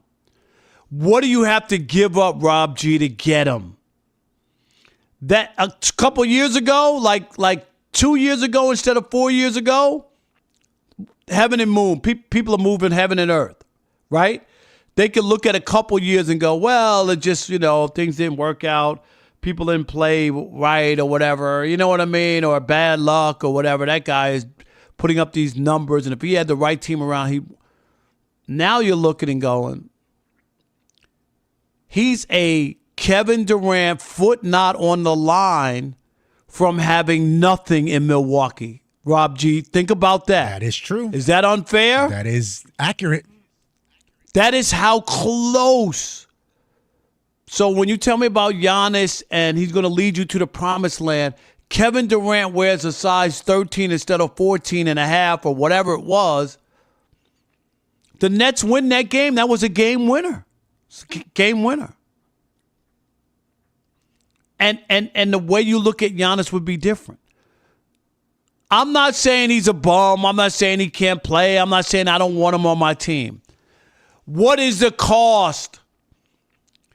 You know what the economy is right now? I'm using coupons. I'm doing BOGO. What is it? Buy one, get one. He's still mad about Spirit Airlines America. Exactly. I got to fly Frontier tonight to Detroit. Where's my Spirit $39 fare, Rob G? I'll be begrudgingly on Frontier tonight. But you get my point. This is not the salad days when money was flowing, everything's great. Giannis was coming off a championship a year or two, coming off an MVP. That was many moons ago. It was in basketball years. That was 2 or 3 injuries ago. 2 or 3 good teammates ago. I just don't know if you could feel the same way, right? Or be willing to part with as much given where he is. And I guess I will ask you, are you making that deal? I don't know. Are you the Lakers? I know you're the resident Laker fan. Well, I mean, is there some interest there? Or I've always been of the belief because, as a Laker fan, that when the best guys are available, you get them and you figure the rest out later, right? And in an ideal situation, him and Luka and dudes should be good enough to make noise. But if we have to believe that, according to The Athletic, he wants to stay in the Eastern Conference, you go down the list, you say, if I'm the Pistons, is Giannis, Cade, and Steph good enough to win a championship? I would probably say no. If I am the Boston Celtics, am I definitely breaking up Tatum and Brown? Because you can't have all 3 of them. I know I'm not. Tatum I'm not and Brown, even doing trade that. one of them for Giannis because they just got out 3-1 with those guys, right? So who's to say? The New York Knicks, which the team that they were floated to in this offseason, the summer, that was the only one that apparently or reportedly that Milwaukee actually had some kind of trade talk with. Now that they look like the best team in the East and they've run to the Eastern Conference Finals, are you really, jumping over yourself, tripping over yourself to trade away OG and Bridges or Towns and a bunch of picks? Like, I don't know. Because Jalen Brunson likes to have the ball. Giannis likes to have the ball. There's only one basketball. And you can't do it, right? There's no way it's going to be the same once you get Giannis, right? It won't be the same. And then you keep going down the list. The Cleveland Cavaliers, we'll trade Evan Mobley in a package for Giannis. Cool. But then you still have the Slim Jim Harden problem, right? He's good for one playoff game around. You have the situation where Donovan Mitchell may or may not want to stay. And then you have this looming idea that LeBron James wants to come up and have a retirement tour. And it's like, well, do I want all of this circus? Am I going to trade whatever little assets I have left, my only good young player, for Giannis, who was hurt most of this season and is going to want a new contract and want the ball a lot? Like, there's a lot that comes with him. And the problem is, if history tells us anything recently, just having Giannis on your team is not enough. And what scares me is the Damian Lillard, that deal, right? That's what scares me, is that they went out and got exactly what people thought he needed, correct? 1,000. I could not find a single person who thought that was a bad deal. Nobody did. Everybody loved it. Go look it up. Go Google it. Everybody loved that. Oh, my God, Damian Lillard's finally going to win his first championship. He got his big man, got what he needed. Oh, my God, how are you going to defend that team? That's all I heard. Well, okay. And even before the injuries, came into the picture, Rob G, it still wasn't working. No. It never really worked. And Rob, you and I, did it really work? No, not the way we thought it would. And Rob, you and I talked to a lot of people in and around sports teams, players, agents, executives, reporters, whatever, right? So you and I know that we hear and know a lot more than we can say on the air. Like that's goes without saying. I remember talking to somebody around the team during that time. And what I was told was not only was Giannis underwhelmed by Dame, where he was like, man, I thought that you would be better because I see you from afar. You're a great offensive player, but you don't play any defense. So he was, underwhelmed by Dame. But on the flip side, people around Dame were like, man, I was told you were the best, arguably the best player in the league. And it turns out that if you do not have the ball, you are not doing anything for me. You're not setting screens. Right. You're not diving to the basket. Like, It's just the Giannis show. And so both of those guys who you thought would have been, like you mentioned, peanut butter and jelly, it's like not really, because they both are used to playing one way, and who knows if they can play another way. And that's how you get in trouble sometimes. Like we talk about it all the time. There's a difference between on paper, right, and actually getting on the field or the court together. On paper, I get it. You look at something and go, oh, this is perfect. This will work. That's what they said about the Odd Couple, Rob. On paper, they said it wouldn't work. Kelvin and Rob, they said it's going to look great. And it's like, I don't know. I mean, here we go. All I know is there's been one constant for the last 8 years. That's all I'm saying. Alex? Yeah, Alex. That's right. All right. 877-99 on Fox. You want to read your teas? 877-996-6369. That's right. Here's the question. Would you move heaven and earth in a trade for Giannis? Me and Rob both say, nah, we ain't doing that. We want to hear from you. 877-99 on Fox. 877-996-6369. It is the Odd Couple. Rob Parker and Kelvin Washington will be here momentarily. This is the Odd Couple. Stick and stay. If for some reason you think you're more of a day one than me in the US of A.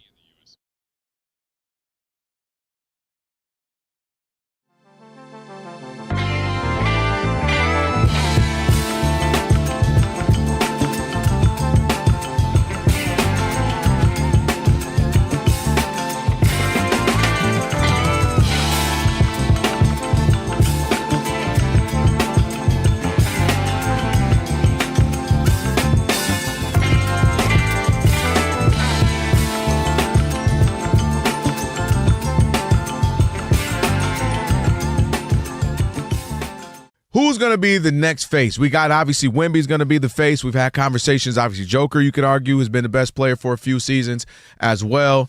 And so the conversation's been, who's that next star? Who's that next specifically American star? And I think this series was a great one, kind of a coming out party for everybody to see Cade Cunningham. He played well against the Knicks last year, but he had to get his sea legs under him, turning the ball over at times, looked a little discombobulated because it's the first go at it, going up especially against a rugged Knicks team last year, and a guy like Jalen Brunson, OG Anunoby, and so on and so forth. And this was a great series for him. Specifically, to me, I looked at it as the league as a whole, saying you got some nice guys that you can say, hey, these guys are the future, right? You got Tyrese Maxey, who we're getting ready to see coming up against the Knicks as well. We already know about Ant Edwards. You already know about some of the young guys. You got younger guys, Cooper Flagg, and we'll see some other guys if LaMelo Ball ever stays healthy and can play. I love what Cade was able to do and kind of put the league on notice that, hey, I'm here to stay. And you can kind of bank on me to be that guy, not only in the Eastern Conference, but a guy that the league can say, man, he is one of our stars. He's one of our futures. Rob G just touched on it. Some guys aren't able to do multitude of things. He can score. He can obviously set his guys up too much. Obviously, they depend on him too much. And I also love that he plays defense and he cares about defense and he cares about showing up in hard work and effort too, because you know that ultimately matters. He wants to play. He wants to be there. He wants to compete. And he's got a tough nature about him. And I just love everything he brought to this organization. He's been through, they won 17 games his first year. He was in and out of injury. They didn't win a bunch of games. And now they get to last year. They make the playoffs, look good last year, look great, number one seed this year. And then obviously struggled in the playoffs initially against the Magic and able to pull it out. But I just think it was great for the Pistons to find their guy. It's great for the league to have another young guy as you start to see the exit of your LeBrons, of your Kevin Durant's, of your Steph in a few years, James Harden in another couple years, Westbrook, all those guys who the old brigade starting to phase out, and you want to have some of those stars, and specifically, again, American stars too. Cade Cunningham, to me, can be the face of this league when it comes to American basketball players. He's absolutely built for it. He has all the intangibles that you would need. To me, he's got the look. He's got the swag. He's got the game, mid-range, outside, dunk on you, play defense.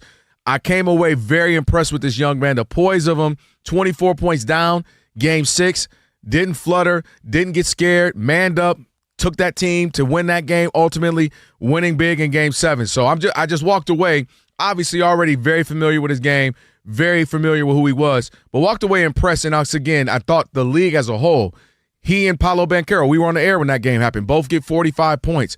The league wants that. You want your stars, these young stars, to start to show up, start to shine, have big playoff moments, because we know the regular season is where you make your name. The postseason is where you make your fame, and Cade Cunningham just did that, and I was very, very impressed, and it was great to see from him personally, and also the team come back. But he was spectacular. I totally think it's way premature. In fact, during this very series, he had 24 turnovers in 3 games, which set a record. So he didn't play great the entire series, and his team was down 3-1. To a very inconsistent team that all year was underperforming. So the idea that they came back and won is fine. I get it. They won. I'm not taking anything away from them. Wagner didn't play. They also needed them to go 0 for 27 from the field to even have a chance. They were down 22 points in the first half in a very important game, and they needed a fluke, an anomaly to even help them get to that situation. And it happened. The Magic deserved to lose. The Magic deserved to get their coach fired, all of that stuff. But I didn't leave with that. I still think Ant Edwards, who hasn't reached that place that people want him to reach, I know he's got another chance. He's been to the Western Conference Finals a couple times. I think he's ahead of Cade Cunningham. I don't believe that Cade Cunningham is the next American face of basketball. I think it's Ant Edwards when he can get in his situation. And we'll see what he does in this series or what the Pistons do. It's still a flawed team, and if they lose or he struggles or whatever, people will look at it and say, okay, it's another step, and he took another step this year. But to put him to the head of the class like he's going to be the face of the NBA from the American side, I just don't see him in that light, not yet. They were very fortunate, and you wouldn't be singing that tune, say they lost in Game 7. You would look at that. There's no way you would even come close to having the conversation you just had, and that's how close they came to losing this series. And that's my point, is that it wasn't a dominating where he came out, and you always talk about this.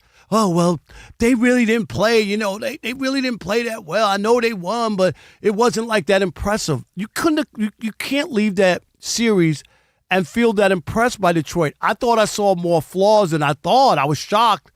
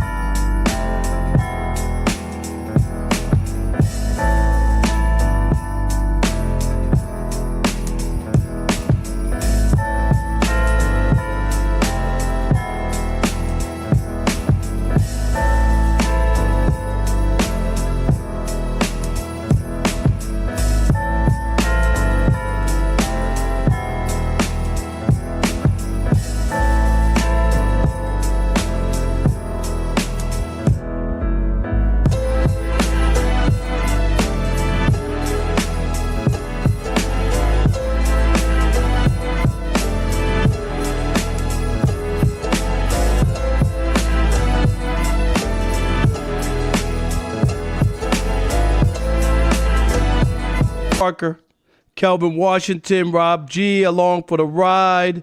Kelvin will be joining us very shortly.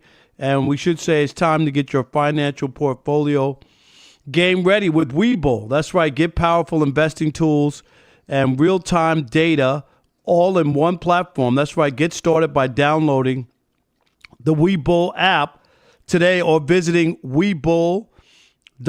Webull Financial LLC member. Do it! IPC.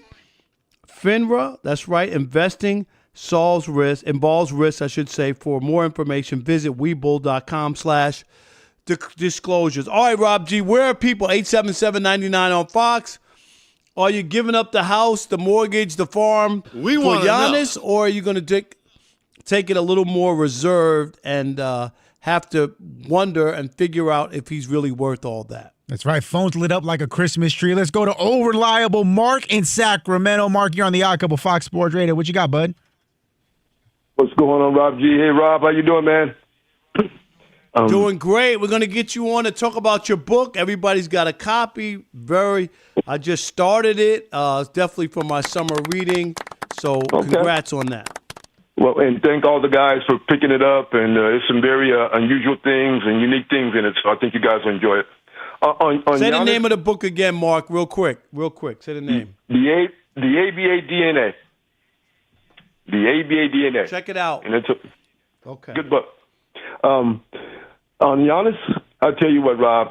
With the calf and quad injuries, 3 of the last 4 years, and him break, I don't know if I'm giving up that much for that. I think there's an Achilles coming. That's my problem, Mark. I agree with you. I'm with you. There's too many injuries. Yes, there's an Achilles coming, and the way he plays, how he attacks the basket, he's lower body. You know, he doesn't have a lot of jump shots, so he's attacking the basket. There's constant pressure on his calves, quads, and I think Achilles is coming.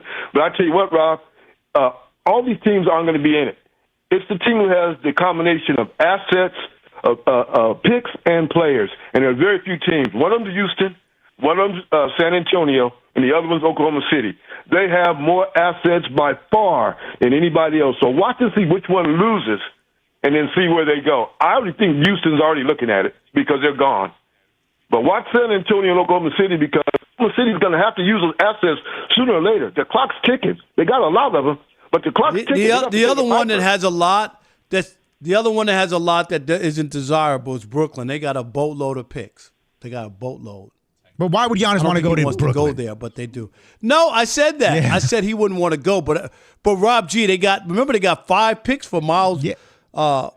Bridges. They got a ton of picks. Rob, if we're going to play the game where it's like, hey, he wants to win a championship and you got to go with somewhere that has a bunch of young players and or draft picks, there's really only one team, maybe two, that fit that criteria. And the problem is for him to do that, he'd have to get traded to either the Thunder or the Spurs. And if you thought that, and then if you change up everything, if you thought doing. that Kevin Durant took some slander for going to Golden State, can you imagine if Giannis somehow forces his way to OKC? Right. You know, that's 877-99 on Fox. Not a good look. Let's keep it moving. Drew in New Jersey. Drew, you're on the Odd Couple Fox Sports Radio. What you got, Drew? Yeah, I don't think Giannis makes you an instant champion threat. And the one thing that I'm kind of like just getting turned off by is this. Oh, this person doesn't have enough help, or now this teams are no longer superstar dependent, so you can't be top heavy. Just like for example, if I was to tell you just on paper, we don't play a game on paper, but on paper, do you think that Oklahoma City, just talent-wise versus the Lakers, has better individual players? I don't think it's that far off. So the idea that people say, oh, well, this person doesn't have enough, I just think it's unattractive. I don't like it. It's a cop out, and that's what guys use. It's uncompetitive. Imagine if he played with a good general manager and he had good players. That's for everybody. Everybody uses that as a reason that they didn't win. It's bogus. 877-99. You know what's funny about that is Giannis had good players. And they got rid of them all. They got rid of Drew Holiday, who ended up winning a championship with Boston, right? Him and Dame. Dame was a good player. It just didn't work out for him. They had a good coach, if only for 35 games. Adrian Griffin was a good coach, and they traded him for Doc Rivers. And at some point, it's no longer everybody else, Rob. Sometimes it's you, right? Eventually. 100%. Can we squeeze one more in? No, I think we're up against it because we got Steve DeSager waiting in the wings for an award-winning update. After that, Ian O'Connor from The Athletic joins the Odd Couple. But first, Steve DeSager. Hello, gentlemen. The Yankees are leading at Baltimore 2-0, and starting pitcher Ryan Weathers had a no-hitter through 6 innings, 9 strikeouts, 2 walks, 85 pitches thrown. He's just allowed a leadoff single in the bottom of the 7th. There is a game on FS1 tonight underway. Seattle scoreless in the 2nd at Houston. At Cleveland, the Guardians led the Angels 7-0 in the 2nd inning. It's still 7-zip in the top of the 7th. And this is with manager Stephen Vogt missing due to illness for a 2nd straight game. The team that's alone in first in the AL East, the Tampa Bay Rays, have won 14 of 16, and they're winning tonight 6-3 at Toronto in the top of the 5th. 2 NBA playoff games in the 2nd round tonight. Cleveland, which is 5-0 at home, out to an 18-15 lead on Detroit in the first quarter. James Harden a quick 11 points, including 3 three-pointers. Coming up after 10:30 Eastern, Oklahoma City up 3-0 plays at the Lakers.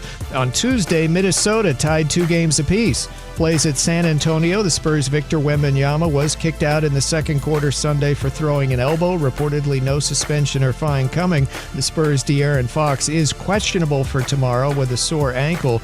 Game 6 of the series will be Friday at Minnesota. Game 7 would be Sunday at San Antonio. The WNBA is off, 3 games on Tuesday. NHL playoffs with just 1 game tonight. It's scoreless early. Colorado leading 2-1 and then playing at Minnesota in this 2nd round series. The Dallas Cowboys will play the first Sunday night game in September at the Giants.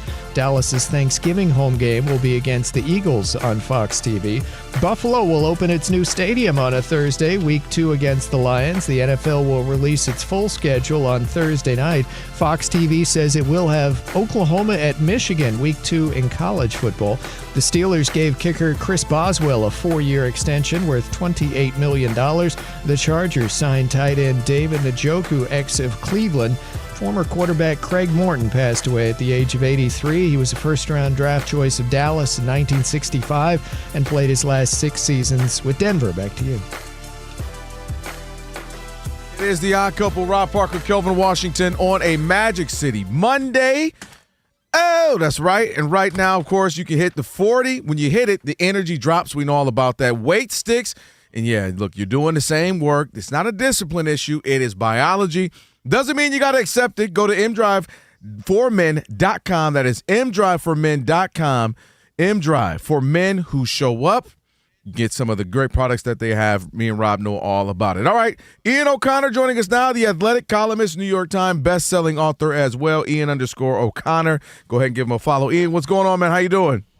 Hi, gentlemen. How are you guys? Doing excellent. Doing excellent. All right. And Kelvin, just for one more, Ian and I worked together at ESPN New York back in the day. Is that the only place, Rob? So, I think we might have been together at the Daily News briefly, weren't we? Were we? What? I think because you were at the Times when I was at the News, Ian. Remember? I think when we first started in New York, you were at the Times. I was at the Daily News, and I think by the time you came over to the News, I might have been in Cincinnati or Detroit. But all right, what is this? Indeed? What are we walking through here? What are we going through? Yes, but Ian, the only reason the reason I bring it up because every time somebody comes on, Ian, he says, I know you worked with Rob down before. You know, like everybody's worked with me at some Ian, point. I always tell him I'm mad now that I'm on the list. So now someone, hey, did you know Kelvin Washington? Yeah, I used to work with him. We did a show together. He worked with everybody, Ian. Let's go here, a place where you guys worked in New York with the Knicks. They obviously sweep the 76ers. To me, I'm looking at this, Ian, as did they hit the stride? And this is what any sports team in any league would hope, is that you hit your greatest stride at the right time in the postseason. And it seems like they've done it, or has it been maybe lesser competition? Which side do you see it? I think it's a little bit of both, Kelvin. I mean, I was 8 years old when the Knicks won the championship for the last time, 1973. I only have flickering memories of that team. Walt Frazier, I remember being really good. That was pretty much about it. Yeah. As far as over the last basically 50 years, I've not seen the Knicks play better basketball than this. Now, I would say the 93 team that really should have beaten the Bulls in the Eastern Conference Finals through the first 2 games of that playoff series where they're up 2-0 on Jordan and company, maybe that team, the way they were rolling in 93 and to some degree in 94, matches what the Knicks are doing right now. And wait a minute, and Ian, that was a foul on Charles Smith. Don't you remember that? That was a foul. Oh, yeah, but the Knicks were up 2-0 in that series, and it shouldn't have come down to that. They should have. They were better than the Bulls that year. They had home court advantage. They won, I believe, 60, 61 games that year. They were actually better than the Michael Jordan Bulls, and they kind of blew it. But this team, Atlanta and Philly, are not great teams, so that has to be factored into this equation. But for 7 games here, Mike Brown has put together a master class in coaching, for one. For two, Karl Anthony Towns accepted that coaching and became more of a facilitator, a point center, if you will, and that freed up Jalen Brunson and other people to become offensive options. And now you look around, and you got Mikal Bridges playing at a really high level on both sides of the ball. You got Jalen Brunson doing Jalen Brunson things. OG Anunoby's out, and they haven't missed a beat. You got Deuce McBride yesterday going off. So the Knicks are a problem right now. They did not see this team in the regular season, and frankly, I thought the Pistons would probably beat them in the conference finals. Right now, I would not say that. I think the Knicks are the best team in the East, and if this continues, whoever comes out of that other series, I suspect it'll be Detroit. I think the Knicks win that series too. Ian, here's my pushback, because the Hawks aren't a good team, and they barely squeezed by with 2 wins. They got kind of fortunate. They're not that good. The Knicks should have probably swept that series if they were good. They lost 2 games they had no business losing. Philadelphia quit. I don't even know what other word to use. They quit. So you look at it and you go, oh, yeah, the Knicks are firing all cylinders. I remember a Knicks team that last year beat the world champion Celtics, right? And everybody in New York, they're in the streets of Manhattan, all hanging on the light poles. They're going to the NBA Finals. Everybody and their uncle thought they were going to the NBA Finals. All they had to do was beat Indiana. Oh, yeah, okay, beat the Pacers. They lost the first 2 games at home, never obviously recovered from that. I'm going to not – I can't get on a Knick bandwagon. I can't do it because I've seen this team, and I think the competition that they've beaten is the reason why they look so superior right now. I think it's a fair point, Rob, and you and I have seen so many Knicks failures over the years that we're conditioned to think that way, and most of their fans are too. And you might be right, and I think Detroit particularly could beat them. I would pick now the Knicks just the way they're playing, but they did beat 2 teams that, particularly Atlanta, that was weak. I would say Philly, though, they came back from 3-1 to beat the Celtics. That's not nothing. You know, that is something. And you said that they quit. If they did quit, the Knicks made them quit. The Knicks took their heart, stepped on it, and yes, they win by, 30 points, and they set a playoff record or franchise record with 144 playoff points without OG Anunoby, who's a very important part of that team. I think you're right. They quit, but the Knicks made them do that because they did not quit down 3-1 against the Celtics. So to me, that's a positive for New York, not a negative. And Mike Brown he just made a great move in what he did with Cat after the 3rd game of the Atlanta series. The Knicks down 2-1, and suddenly it looked like Panic City, and Mike Brown's going to get fired 1 year into his contract. And he made a very bold move, because if that went sideways with Towns making him a point center, he gets fired. There's no question in my mind. You don't do that to a star player and have it fail and survive that. But it has changed everything for the Knicks, and I think he deserves a lot of credit for that. I was just going to say, right, Kelvin, I just want to follow up. Go ahead. Let me follow up with this, okay? Because, Ian, we know this, and again, we worked in New York together, but when Joe Torre was hired, he was clueless Joe, came from St. Louis, right? And people didn't think much of that hire by the Yankees. And when the Knicks hired, I thought that they should have fired Tibbs. I thought that there's no way they lose those first 2 games to Indiana. The way they lost them to 14-point lead with 2.5 minutes, you just can't do that. But anyway, I thought that the Knicks were looking to hire Larry Brown and wound up hiring Charlie Brown. I'm not a big Mike Brown fan. Can he really close the deal on this, or can Charlie Brown show up in the conference final? That man, Charlie Brown. You know what's funny? Joe Torre once compared himself to Charlie Brown. to me. I remember sitting in his office, and he said, "I was Charlie Brown before the Yankees. I couldn't win." And Mike Brown just brought up a Charlie Brown reference the other day in Philly when he said, "I'm like Linus, and Jalen Brunson's my blanket." So we do got a lot of Charlie Brown stuff going on here. I'll say this. When Mike Brown was hired, he was the same age as Joe Torre, 55. He had been fired by 3 different franchises, just like Joe Torre. They were both considered nice guys. Both considered nice guys, even too nice. And they were both following hard asses in Buck Showalter and Tibbs. Hard asses who cleaned up a kind of an organizational mess, but were looked at by their owners as guys who couldn't get you over the top. So there are a lot of similarities between Mike Brown and Joe Torre. I'm not going to say that Mike Brown's going to win 3 of the next 4 championships like Torre did, but I saw something in the Atlanta series that he did where he was fearless. That is a change with Towns that Tibbs never would have made. So, the players are responding to him in a way that they didn't really respond to him during the regular season. And let's face it, who cares about the regular season? This is all that matters. James Dolan said we should be in the NBA Finals this year at a minimum. And I think Mike Brown will get him there. Hey, let me ask you this. Ian O'Connor on with the Odd Couple, Rob and Kelvin on a Magic City Monday. When I'm looking at the news that Milwaukee is considering trades, how much of the Knicks keeping Cat is contingent on, we got to get to the finals? Meaning, if let's say they lose in a battle great series versus the Pistons or the Cavs, do you feel cause and say, hey, we got a Cat in the Bridges for you, or we got an OG Anunoby and something? If they get to the finals, do you say we run it back even if they lose? Or if you fall short, do you say we're calling for Giannis? That's a great question, Kelvin. It is, because a lot of Knicks fans are asking the same question today.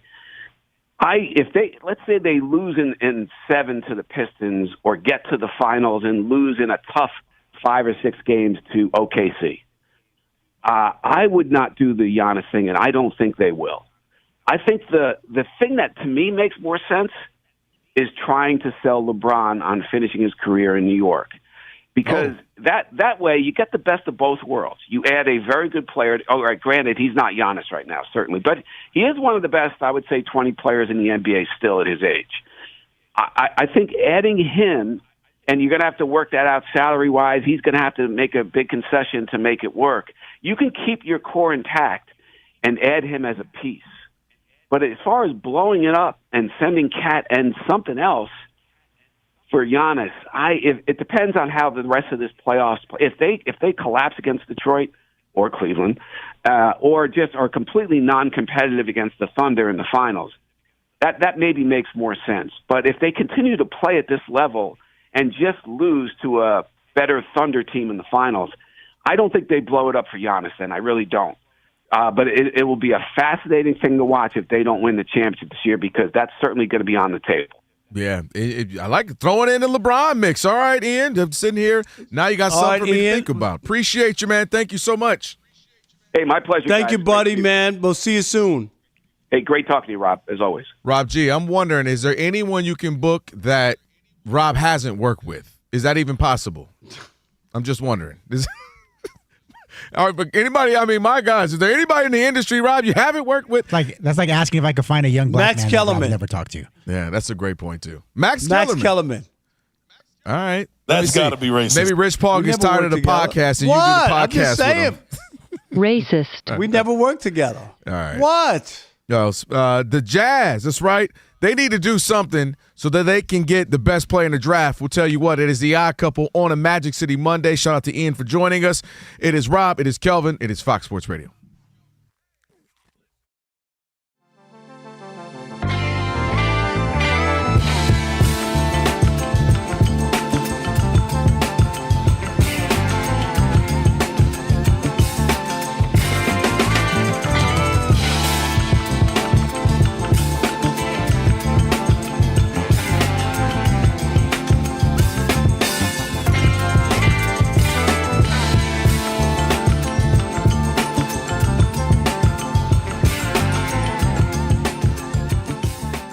J.J. Redick said something today, Rob G., that just rubbed me the wrong way. Yeah, ahead of game 1, the Lakers, you mentioned it, 15.5-point underdogs. That is unbelievable. Has LeBron ever been a 15.5-point underdog? I don't you know think what I even mean? back in a in playoff 07 game? he was that low. My God. But, yeah, it's not looking good for the Lakers. Everybody's expecting not only to lose this series, but all likelihood to get swept. And J.J. Redick, ahead of Game 1, spoke about the task at hand going against the defending champion Thunder. Take a listen. We saw a stat in our morning meeting this morning, like teams that have had back-to-back or even more than that, 10 or more better net ratings in consecutive seasons. We're talking about the 95-96 Bulls, the 96-97 Bulls, and then the 15 through 17 Warriors. You're literally talking about two of the greatest teams of all time. I said to a bunch of people yesterday, off-site, that were, talking about this series to me. I said, yeah, the Thunder are it's one of the greatest teams ever in NBA history. That's just the reality. They're that good. I think our guys recognize that and respect that, and we know what kind of task we have in front of us. No, they are not one of the greatest teams in NBA history, J.J. Redick.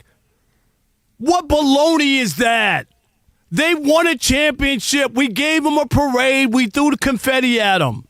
They also went 7 games against Denver and 7 games against Indiana. If Halliburton didn't get hurt, they might have lost that championship. I don't care what the numbers say. This is a typical coach speak. J.J. Redick thinks everybody's a dummy. You know what he's saying? Keith, he's saying, we're going to get drubbed, so I'm going to soften the blow. I'm going to tell you how great they are, so no one's going to look at me and say, oh, the Lakers are garbage or they're trash or how embarrassing. Even with LeBron, everybody talks about how great he is and the numbers he's still putting up, and nobody gives him a damn chance. I get it. OKC is the defending champs, and they are a hell of a team. But to crown them with one championship that they're one of the greatest teams of all time, can you stop? Can you pump the brakes? Can you give us a break? J.J. Redick is full of baloney. J.J. Redick is a $3 bill. J.J. Redick is disingenuous. It's coach speak, Keith. He's trying to deflect and tell you there's nothing to see here. He's warning Laker fans. Don't worry, we are losing because they're so great. I never heard a defeatist attitude before you even get into a series. My God, do you know that thing's called upsets? I'm not buying J.J. Redick. Well, JJ was in the media. This is a Jedi mind trick. And it's smart, honestly, because the almighty Lakers don't even belong on the court with one of the greatest teams of all time. If he's right about them, they might go back-to-back champs, and they're going to say, hey, JJ was trying to tell us. And you know what it is? It's you underpromise, and you hope that you overperform. If the Lakers win one game, then it's like, oh, look at the Lakers. Look at the job JJ's doing. If they win 2 games, oh, we got a series now. And, he's just kind of, like you said, throwing platitudes at him to soften the blow. I get it. I understand it. I would do the same thing. I would be like, hey, listen, these guys are great. We don't belong on the same hardwood as these guys. It's going to be a tough series. Maybe it's also a Jedi mind trick to get in their heads where they kind of come in thinking it's going to be sweet. They've been off for a little while. Maybe you can get that first game. Nah, they're not getting that first game. They're going to get smoked. 15.5 point underdog. They're going to get smoked. You think Vegas gives away 15.5 points? No. Seriously. They look at this and go, no, there's no matchup here. What are you talking about? Ain't no way. Aretha Franklin sang that song. Alex, can we get that? Ain't no way. Aretha Franklin. Ain't no way. But he going to sit here and tell you that they're the greatest. Just call it. I believe in my guys. I know on paper we're overmatched. We're not supposed to compete and win this thing. But I believe in my guys. He's too busy flossing the OKC Thunder. Is that what they say, flossing? Is that what it is? Glazing. Glazing. You know what I'm saying. Yeah, glazing. That's what he's doing. You close. Okay. Flossing. Hey, yo! Hold up. You get my point, Keith. Man, yeah, I knew what you was getting at, what you were alluding to. I hate it. I hate it, man. Where's the competition? Do you know there's been some great upsets in sports history? There really have. There have been some. That's why we play. That's why we love the game. Do you know why? It's the ultimate reality TV. It is. That's why the only thing that moves the needle today in today's society, live sporting events and national news.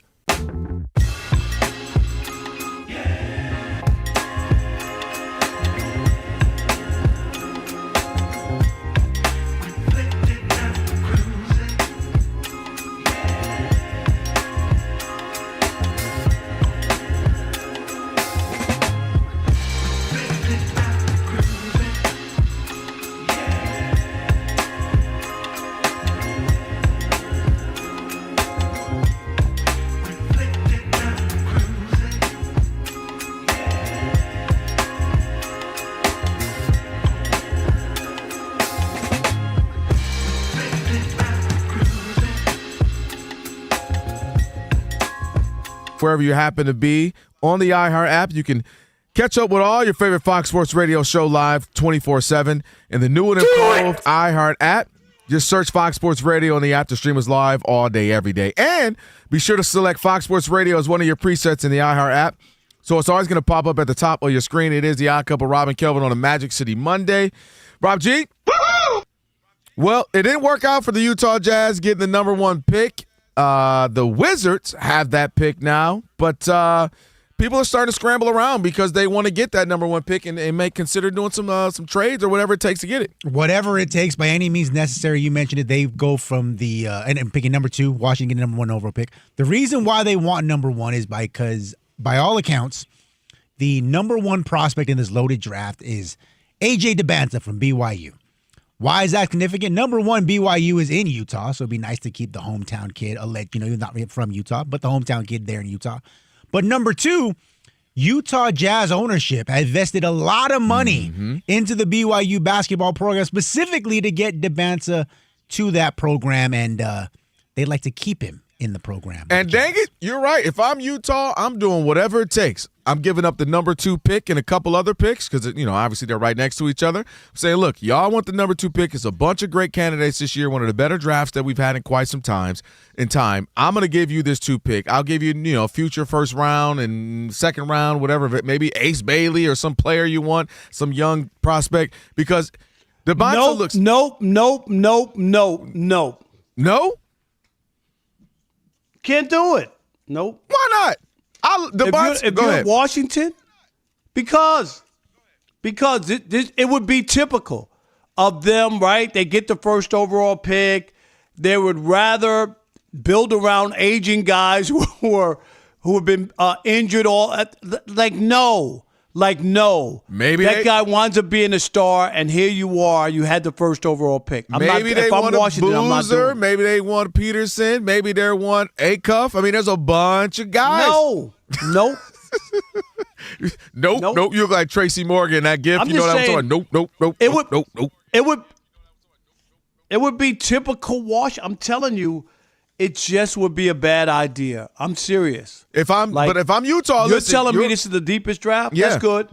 You're telling me it's the deepest draft? Then I want the best player. How's that? I want the best player in the deepest draft. You're not wrong in the no. However, if I'm Utah, I'm going to make it hard for you. No. I'm going to say, all right, we'll give you this. We'll give you the number 2 pick. It's not like you're going back to number 8 or nothing. You got the number 2 pick. I'm going to give you a first round. You couldn't give me a ham sandwich on a hard roll and make it work. All right, but okay, you talking on that smack. What if I gave you some of the world's best from Kansas City or Texas or Mississippi ribs with some vanilla bean cheesecake?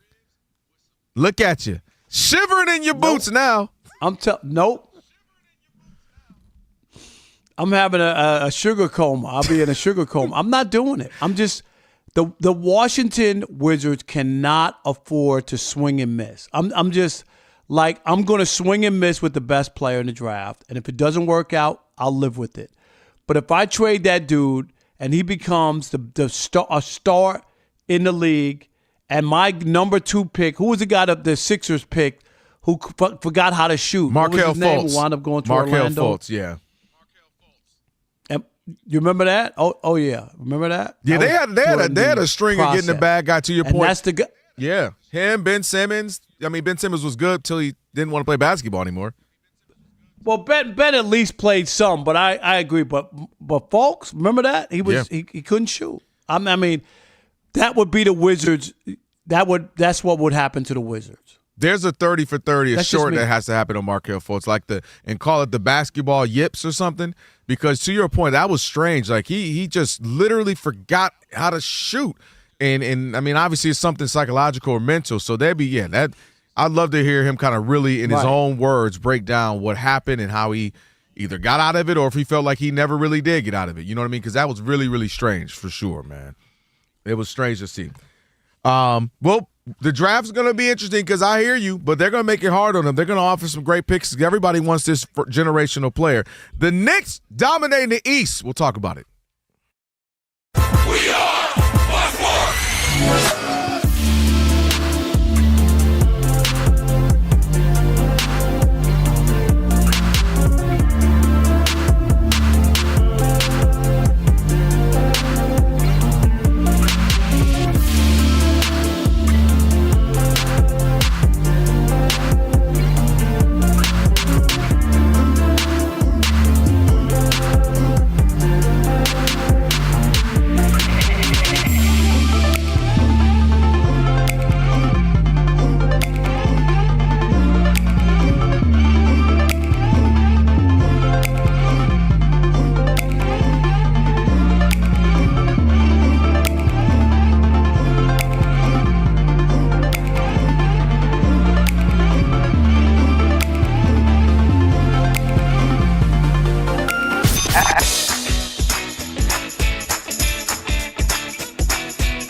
The Odd Couple. You know what time it is. It's your boys. Let's get it. The Odd Couple is fun. Check. And informative. Check. What's up, America? You want to talk sports with one and a half of the best-looking guys in the game? That game was incredible. You are wrong. You'll be king of the water cooler. What's it like working with Rob? Rob in his mind is like Chris Rock mixed with Richard Pryor, so I'm running out of fake laughs. Ha ha, Rob. Rob is very passionate. Son, you ain't ready for this. Well, I don't have BS in my game. I'm straightforward. I'm honest. You say Brady's the greatest quarterback of all time, but Eli Manning beat him twice. And, of course, it doesn't hurt that I'm right most of the time.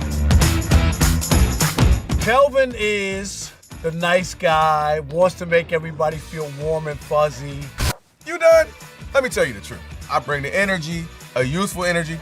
Rob's not gonna see this, is he? And I bring an honest opinion. Michael Jordan, I can't take it anymore. I need a break. I'm gonna go play baseball. Trash Talking Tuesday is the best. It's a great opportunity for folks to call in and they get to trash whomever. Who you trashing, Roger? I'm trashing LeBron James and Michael Jordan. Oh, okay. They can't even hold Wilt Chamberlain's shoes. Stop talking about the king like that. It's a new era. Let LeBron be the best, please. I only recognize one king in the United States, and that's Burger King. The connection with the Odd Couple audience is incredible. We really invite them in. And they can relate, whether it be things about our own personal lives or our takes on sports. Love you guys. You guys are killing it. Hey, we appreciate you. Thank you for rocking with your boys. They feel like it's just my guys, just my friends, and they join right in on the show. We talk with the listeners, not at them. Obviously, you can listen to us live, but you can still check out the podcast. You can check out our YouTube. You can check us out on social media. So in any way you want to get it, you can get it. Yes. There's some yelling. It is some hot takes. It's a whole lot of fun. I'll give you that. It is fun. I agree. Begrudgingly. The Odd Couple. Sports talk that's too good and too fun.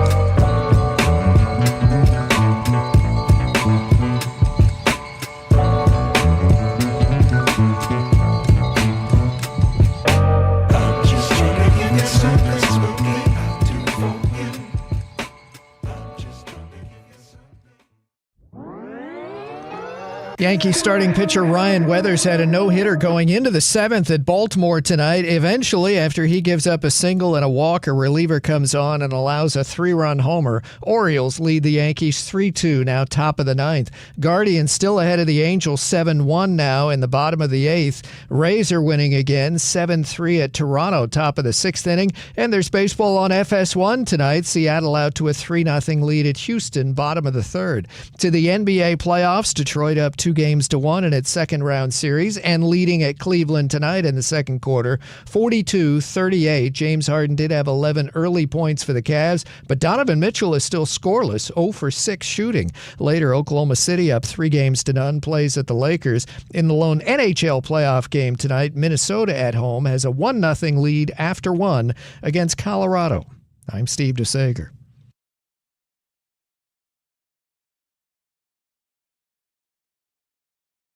I've been covering this league since 1987.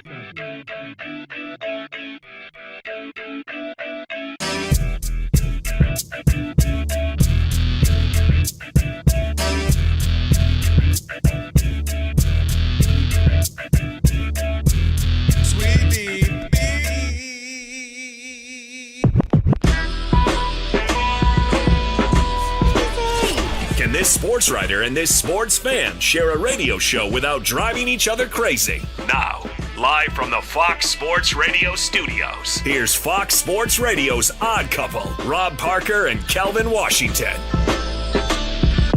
Our number 3. Number 3. Numero tres. Here on the Odd Couple, Rob Parker, Kelvin Washington. And yes, make sure you check out our new YouTube channel. That's right. Just search Odd Couple FSR on YouTube. Hit the subscribe button after that. Hit the thumbs up icon. You can comment away, do that, and much more. Remember, just search Odd Couple FSR and subscribe. James Barlow, NBA Draft Junkies and the NBA Big Board on Substack. He'll join us in about 28 minutes. We'll get some his thoughts on the draft and all that. And now that the draft order is there, so we'll have that plus last call. Give you a little preview of the Lakers and Thunder. Rob G thinks that it will be a sweep. You just threw a towel in, Rob G, where like you that? on that? Dang. No, it'll be a Have sweep. you seen the first 3 games? No, it'll be and they've been close every game. Been up some even in the third. I share the fun stat with Rob. The total plus minus for the Lakers per game is minus 19.7, right? So the average is about 19.6. The problem is, in the second half alone, it's minus 18. So they're close for half the game, and then they just That's what happened. Through every game, they're like within plus or minus 4 points, and then all hell breaks loose. And that's what makes the Thunder scary. Is that, and they're doing, mind you, they're doing this without J-Dub. That's the other crazy part. That's a 22 to 25 point type guy, and he's just sitting on the bench clapping with oversized pants and pink shoes, whatever. But that's what makes this team scary, man. Bro, watching a Lakers Thunder game is like listening to an Odd Couple radio show where the first half is going to be good and close and exciting, and the second half is just going to go off the rails. That's a good thing, though, for our show. If you're a Laker fan, that's not a good Kelvin, thing. don't worry about it. Kelvin, don't take it like that. It's okay. It's all good. No, that's why I said it's good for our show. Our listeners never know where we're going to take them. But the Lakers, yeah, it's a whole different bag, man. But we got some East Coast So let stuff, me too. ask you this. The score is 42-40 Detroit, and Donovan has 0 points. I would be worried about that score in the first half. No? Shouldn't you be up bigger? No, I think that they're both not playing great. He's got 10 turnovers. I mean, the Pistons they're turning the ball over, and they got some stupid shots. That's why J.B. Bickerstaff's been upset. They've taken a few bad shots. They haven't had quality But I'm just saying, like, you're on the road 42, that guy's going to get baskets. He's not going to get shut out. Yeah, I just think it's going to be a close game. Whoever wins is going to be 6 points or minus below. I just think it's going to be one of those. So I get your point. But Kay's had a couple of games like that, and Donovan's going to get 20. Like, whether it be 15 in the second half, he's going to get 20. But you will want to close this quarter. 42-41, so they're about to tie it. Yeah. Yeah. If you're the Pistons, you want to, or obviously for the Cavs, they feel the same way. But if you're the Pistons, just answering your question, you want to close this thing and be up by, say, 8. Because then you're all right. We could have been up more given the circumstances, but we'll take an 8-point lead on the road. So if you're the Pistons, you want to close this thing out, walk in at halftime up 8 or so, and you'll say, all right, we'll live to fight the second half. We'll feel all right with that. Okay.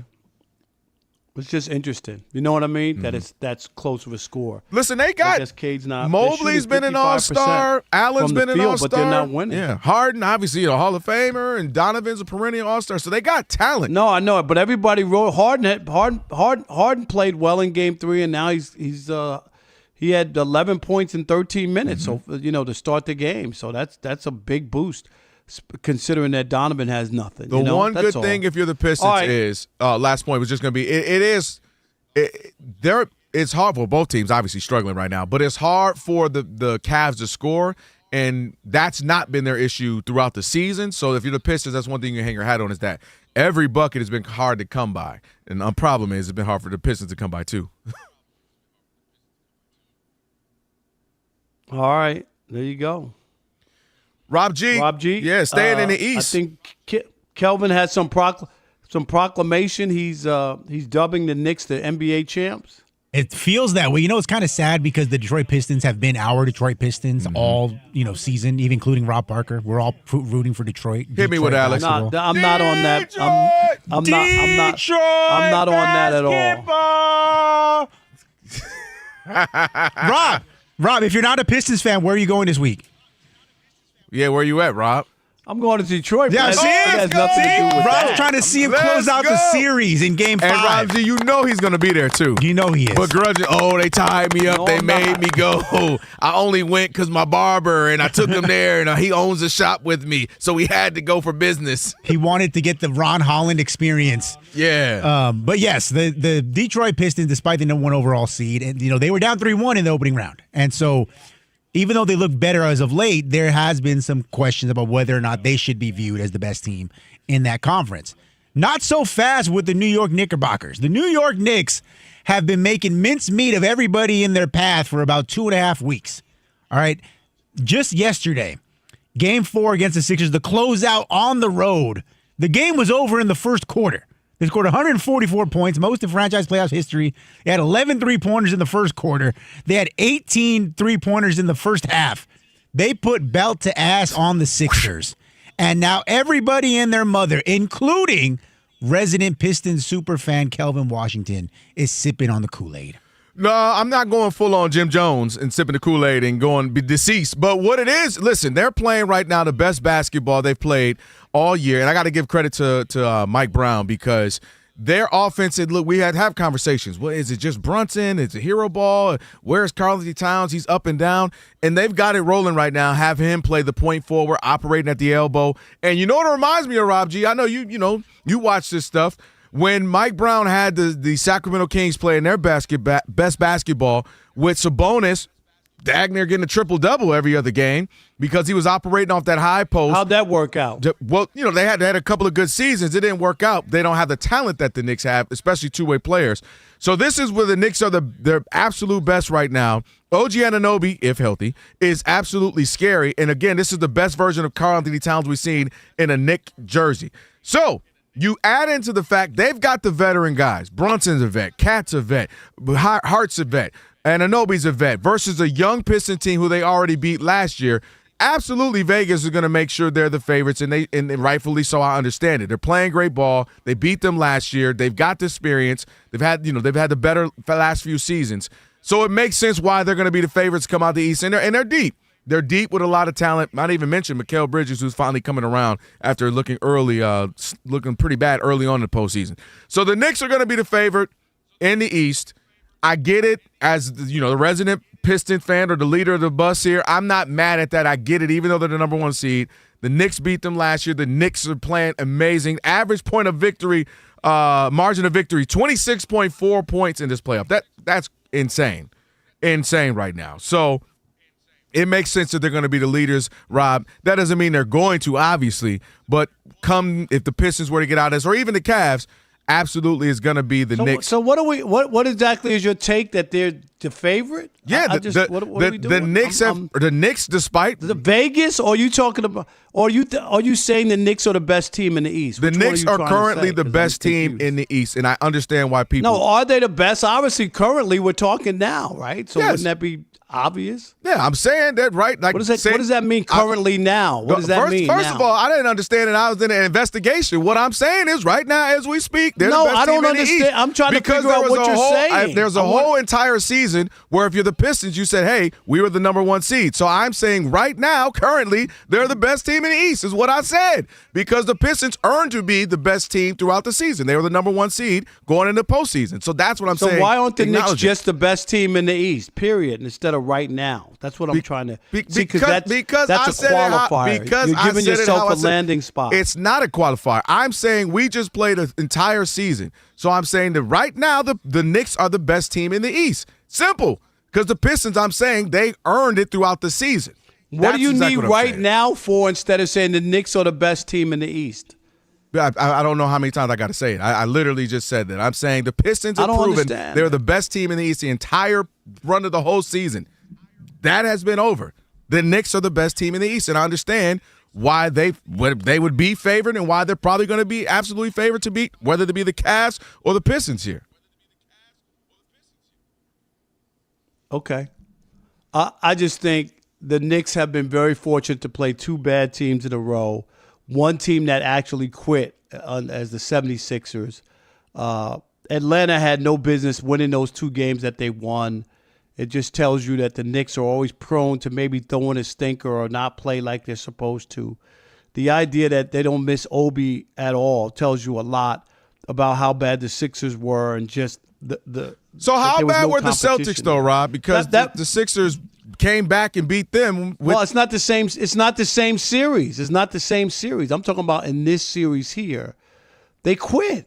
They quit after that first game, I guess, and they got beat down. So they weren't the same. And don't forget that that they also had an injury right in the Knicks series that they didn't have. That I think changed things a little bit. But they quit, to me, at the end of that series to get blown out, not even push back, not fight at all to lose in that fashion. And all I'm saying, Atlanta's not good, and the Sixers wind up not being good. And I still will pick Boston over Philadelphia any day. The reason they beat the Celtics is because Jason Tatum was hurt, and they couldn't make a three. Embiid was hurt. You could say all you want, they won, and that's great. That's fine. But I'm telling you, Boston was a better team, and Boston if they had beaten the 76ers, I would pick Boston over the Knicks. I would.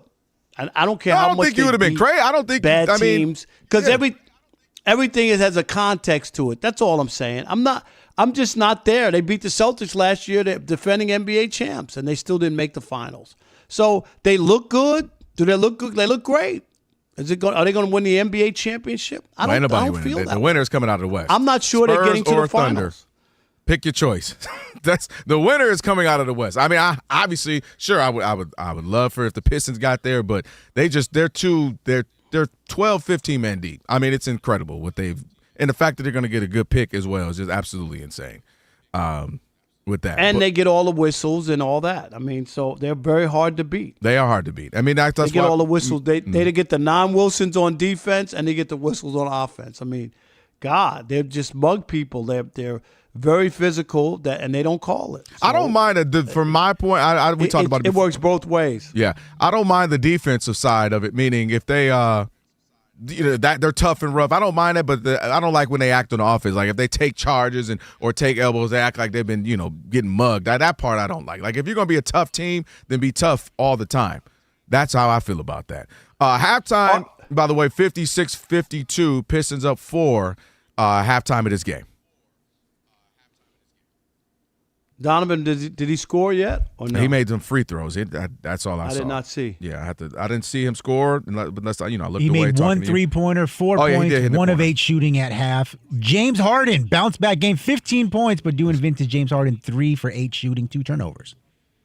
Yeah. It's a good game for two teams.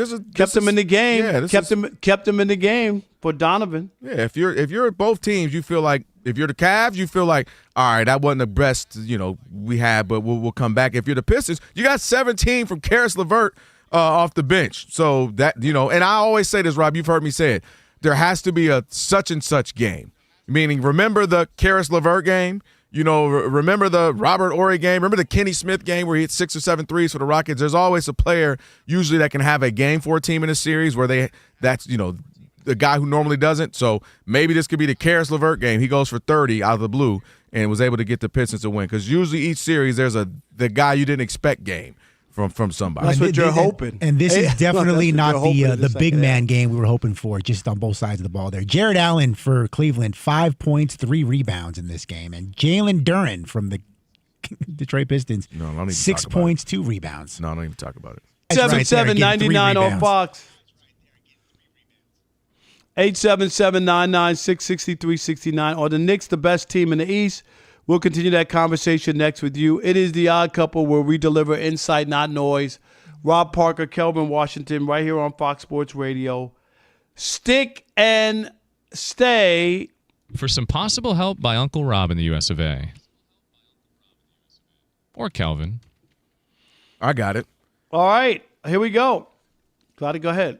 All right, are you thinking about what is next for you professionally? Whether you're looking to move up, switch fields, or finally finish that game, University of Maryland Global Campus has your back. Explore more than 135 degrees and certificates to arm you with the skills for today's job market. Affordable, online, and built for working adults, UMGC offers programs that help you build lasting skills in leadership, communication, critical thinking, and more. Apply by June 1st and save with no application fee. So go to umgc.edu. Check them out.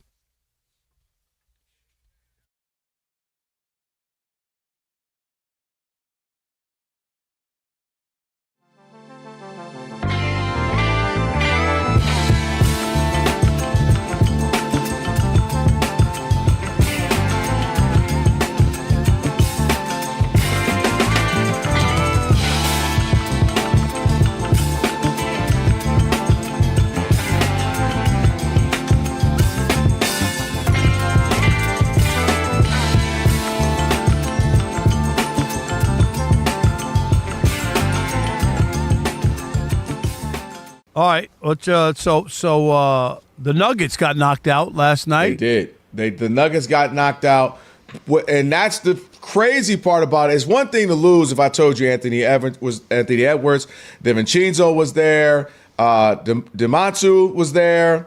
They didn't have their best player by far. They're probably one of the best role players in DiVincenzo. And then all of a sudden a guy they find, some found offense a few weeks ago. And he's out. So you kind of look at this and say, what a break this was supposed to be for arguably the best player in the league. Still got to play. And you still got to play. And what I loved about this game was that Jaden McDaniels said what he said, and he walked it like he talked it, to the tune of 32-10. He played so well throughout this whole series, and he never backed down. And you saw Joker and him get into it, and Joker get into it, another guy last night. And it was amazing to see this team lose Anthony Edwards. You would think the soul would be sucked out of them. And then also DiVincenzo goes down, torn Achilles, and you say, oh, man, at least we fought. At least we showed up. At least we tried. They said ain't no participation trophies. There's no blue ribbons. And they fought, and they were able to pull this thing down. Not even in a Game 7, Rob. And I'm going to just say it. I'm highly disappointed in what I saw from the Nuggets, and more specifically from Jokic, let alone Jamal Murray, but Joker, because typically great players play better in the playoffs. If you look at their career averages, and we're talking about the greats, they go up. This is why we're disappointed oftentimes in a guy like a James Harden, because you say, man, look at those numbers. Look how great you are. Why do you play at a lower level when it's postseason? And Joker typically has been right around or even a little bit better. But when he plays the Timberwolves, there's Rudy Gobert, Naz Reid, Julius Randle, McDaniels. They have the capacity to throw so many different guys at him, so many different looks, and it disrupts him. And he performed poorly, shot 40% and I think 4 of the games. I told you he is 2 for 14 or a stretch of those games in the fourth quarter. And this was the number one offense in the league. And they were able to rattle him. And I was just walked away from that saying there's absolutely no way that the best player in the league, 3-time MVP, could have had more, is going to find a way to lose to a team that doesn't have their best player in Anthony Edwards and one of their better players in DiVincenzo and one of their great finds in A.O. DiMantu. And I could not express to you how I walked away from that game so confused, so disappointed in Joker, because when you're at that level he's at, the expectation is that's light work now.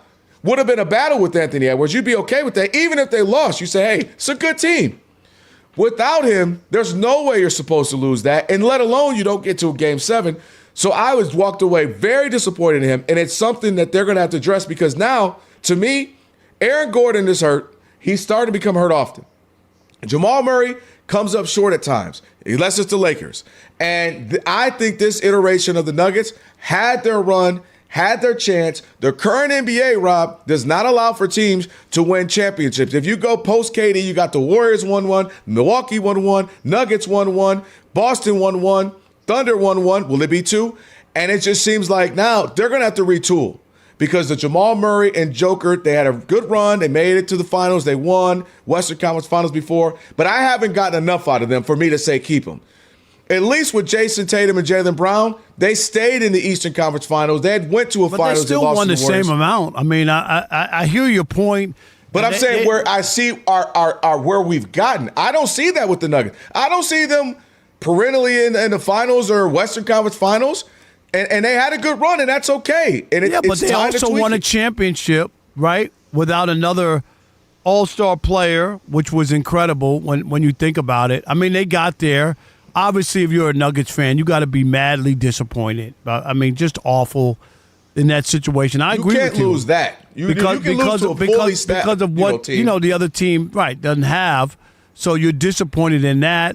Last year, you felt pretty good because, you took the Thunder 7 games, right? You lost in 7 games, and you felt like the team, I thought, got better. And I get it, injuries and all that. The Joker didn't play up to his standards, no doubt about it. And it's going to happen. They have to upgrade the roster.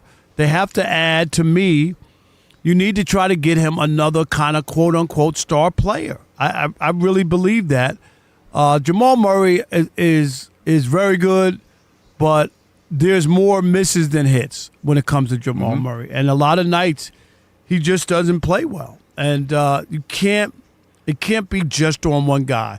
Even Shaq and Kobe, do you know what I mean? You got to have another guy.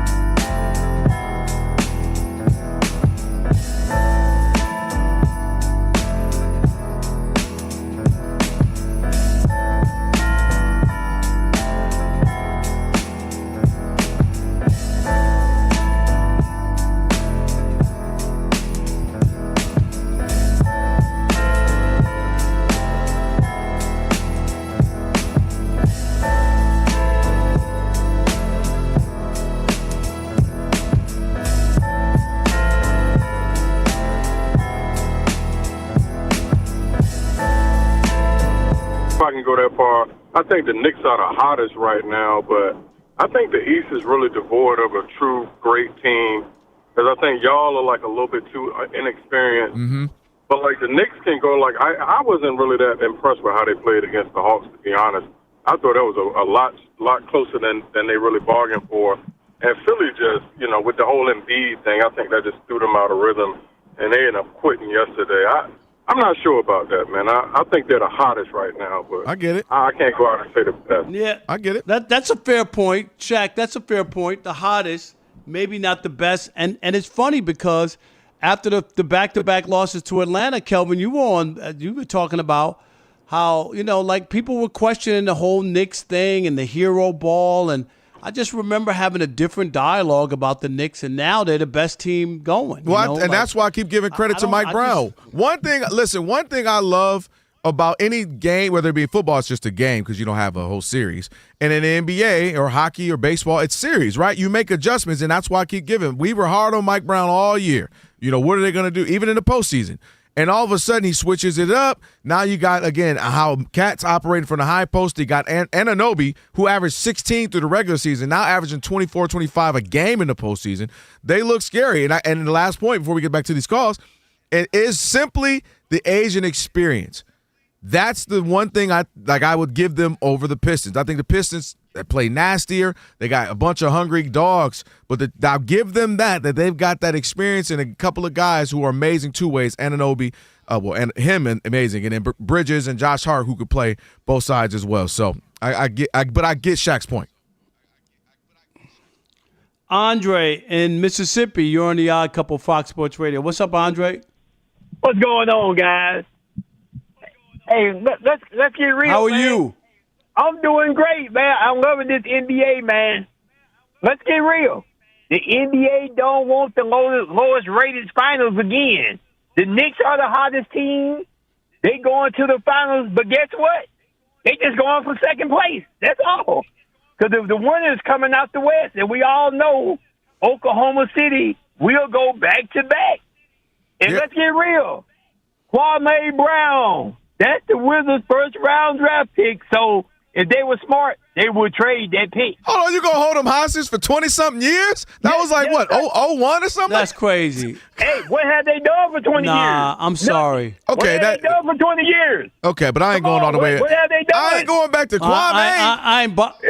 I'm buying that. I ain't buying that. I'm sorry. I hear you, Andre. I ain't buying that. Do you that think because Robinson, one player didn't work out, you should never draft a first overall pick again? Come on, man. What is that? Yeah, not to mention Kwame. I mean, plenty of teams have gotten it wrong and then you get it right. I mean, it happens all the time. We know the number one pick doesn't always pan out for sure. I mean, we can go down the list. There's been quite a few that either were they're okay, or or bust-ish. Or really good. You don't know. Remember, Kwame will come after you. Remember, he will. He's not a bust. Remember, Kwame will spend a whole 3 weeks going at you on IG. Don't play with Kwame. Kwame, hey, look at me. Soccer, put the camera on me. I don't want no smoke. I don't want no smoke, Kwame. Because let me tell you something, boy. He'll do a whole sitting in his car series on you. He already gave me and Chris a ton of smoke. Oh yeah, I remember some of that. I do remember some of that. Called Chris Glow Stick and Rob was ugly. He said I was ugly. Yeah, I'm an ugly MFer. Right, I'm ugly. Thank you very much. I Glow Stick is crazy. Chili Tim in Atlanta. You're on the Odd Couple, Fox Sports Radio. What's up, Chili? Hey, what's up, guys? How you guys doing? Chili, you got a cold? What in the Barry White? Hey, what's going on, man? I'm just chilling right now.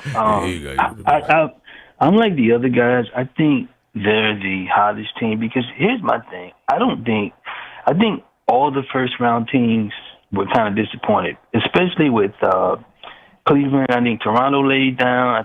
I know Boston definitely laid down, and so did the Magic. So I think that and the Knicks, I mean, they were fortunate. Of course, you play who you get, but I think they were fortunate to play Philadelphia. I think the Hawks series, the Hawks, they really. All right, hold on. I got to push back on you, Chili. Chili, you, Shaq, and a couple other people who done called. Let me say this, though. Here's my thing. I will say this. Now, listen. I think that the team that comes out of the Pistons, Cleveland series, I think that will be the best team because they would have been tested a lot better than what the Knicks have. Okay, and all I was going to say, listen, I'm rooting for the Pistons. Yeah. If it ends up being Pistons-Knicks, I think that'll be a great series.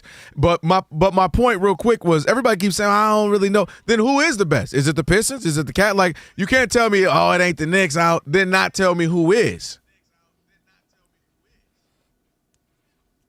Oh, all right, cool. Text me. Did we lose him? I guess we lost him. Rob G, Rob G said he's done with the phones. He ain't want to talk to him no more. James Barlow on the way. NBA Draft Junkies and the NBA Big Board on Substack. Right now, we're checking in with C.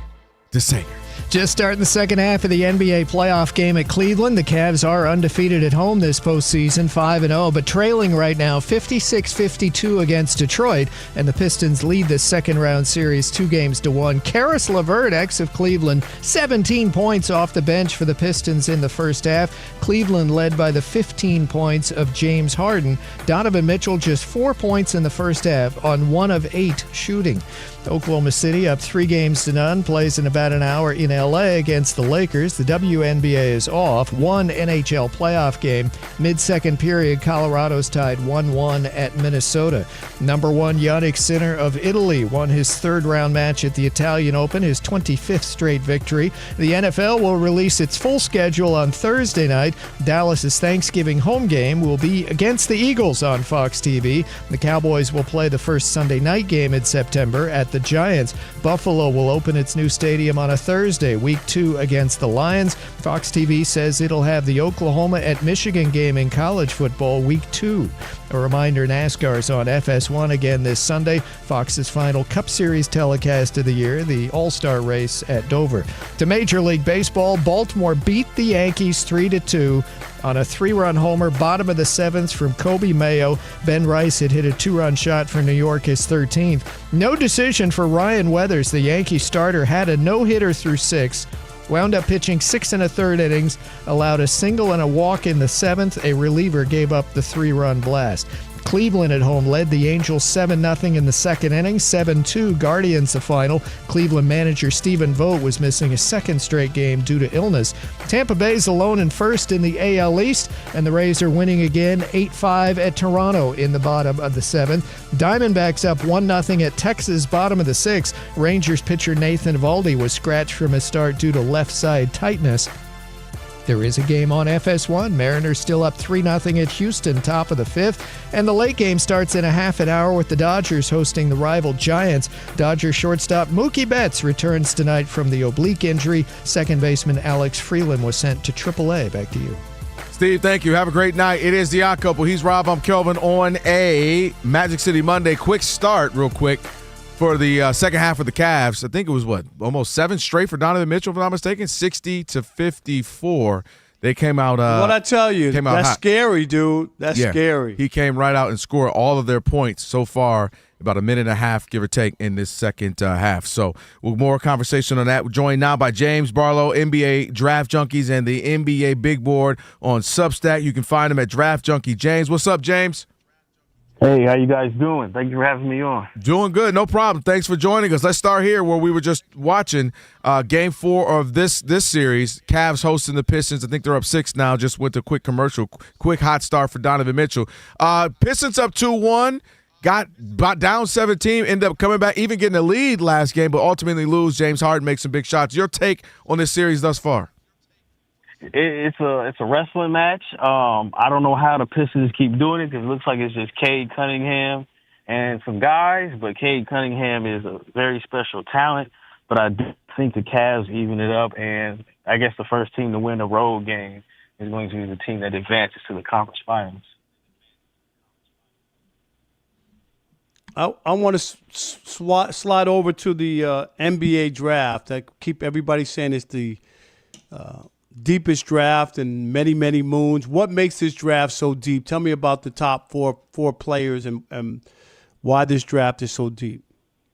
Well, it's a deep draft because, like you said, the top 4 players in any other draft, not this last year's draft, 2025, I still think Cooper Flagg would be the number 1 pick. But if this were the 2027 draft, Darren Peterson would be number 1. DeBanson could be number 1. Boozer could be number 1. Caleb Wilson has a shot of being the number 1 pick. So I think you're going to get a franchise player within the top 4 picks. I think between 5 and 8, 5 and 9, maybe there are some all-stars as well. And as you can see, like, they had to change the tanking rules because there were some cartwheels being done trying to rearrange yourself to get in position to move these ping pong balls. So I think it's going to live up to the hype, and I'm really excited for the draft in June. Well, you bring up these talented young players, and we know that there are, but if you're some of these teams, this is where me and Rob have had many a conversation. Do you say, I could get Boozer, or I could get this guy, or Acuff Jr., But do I go and give up that trade and go get a Giannis, a certified guy for the next 3-5 years? You know, where are you along the lines of that? Do you go get a guy like that, or maybe if you feel like Jaylen Brown or Tatum, or just, you know, a proven veteran, or do you roll with the young guy? I think it depends on the team situation. If I'm the Wizards, I'm absolutely not doing anything but drafting a young guy because I'm trying to stay as young as possible and wait it out. But also at the same time, you look at a situation like Dallas or had the Pacers landed or kept their pick, right, or even the Clippers, if they keep their pick or decide to trade their pick, it makes sense for them to move because of the timeline that they're on with Darius Garland and Kawhi Leonard. And like any other team in the East, as you look at it, like, yes, the Pistons won 60 games and they were the number 1 seed, but just a couple years ago they have lost 26 games in a row. So you feel like the East is wide open. So maybe you decide to trade for a Jaylen Brown if you're the Hawks, or a Giannis if possible. But at the same time, I'm more so on the side that, you know, the NBA guys are getting younger, and there's a new wave of teams that you have to keep up with, which is the Oklahoma Cities, the Spurs. So I would personally keep those picks, especially if I'm one of those top 4 teams. How about sleeper guys out there we don't really know about who could have impact? Can you just give me a name or two of somebody who, you know, we haven't been on our radar? I don't know if you're familiar with him, but the young man, Abuka Okori from Stanford, he measured very well today. Mm-hmm. It was 23 points per game for the Stanford Cardinals. Stanford didn't have any other NBA prospects. And if you get a chance, watch what he did to North Carolina. And a lot of that was against Caleb Wilson in pick and roll. And he's 6'2", he had a +7 wingspan, but great handle, splits every pick and roll. He's going to be very, very hard to keep in front of, especially with NBA spacing. He's going to have better teammates around him. I think he's going to be somebody that's going to rise during this draft process, and he's somebody that if I had a guard in the top 10, I would probably avoid working out against him because he's going to make himself some money when he sees you. I tell you what, we've talked about him, and we had I can't remember. I think it's his uncle, but talking about Acuff Jr. And I mean, I like him a lot. He's strong. He's physical. Kind of reminds me of the best version of a Stephon Marbury back in his day. How good? Where do you see his ceiling? I mean, he to me has all the goods. Yeah, I think he has the potential to be an all-star. He shot the ball extremely well for Arkansas. I want to say he shot 44% from 3 on 6 3-point attempts. And they weren't just catch-and shoot shots. A lot of them were at the end of the shot clock. A lot of them were self-created. I just like his demeanor as far as playing basketball. Like, he's not afraid of the moment. And while he's a very talented scorer, he did a very good job of keeping the rest of his teammates at Arkansas involved. I do think he does have all-star potential. He just needs to tighten things up on the defensive end. But at the same time, you see the impact that Jalen Brunson is having for the New York Knicks. If you build around Darius Acuff in that same manner, then maybe you can have that same level of success.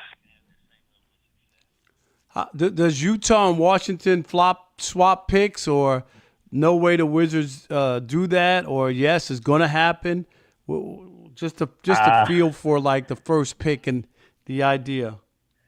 Well, if I'm the Wizards, I don't know what you could offer me to switch. I know that, you know, Ace Bailey wanted to be a Wizard last year, and I guess that's the rumor that you trade Ace Bailey and that pick to send number 2 pick to move up to number 1 to take AJ DeBanza. But if I'm the Wizards, I'm not doing it because I feel like you could start next year, Trae Young, AJ DeBanza, Keyshawn George, Alex Sarr, and Anthony Davis. And now you're one of the bigger teams in the NBA.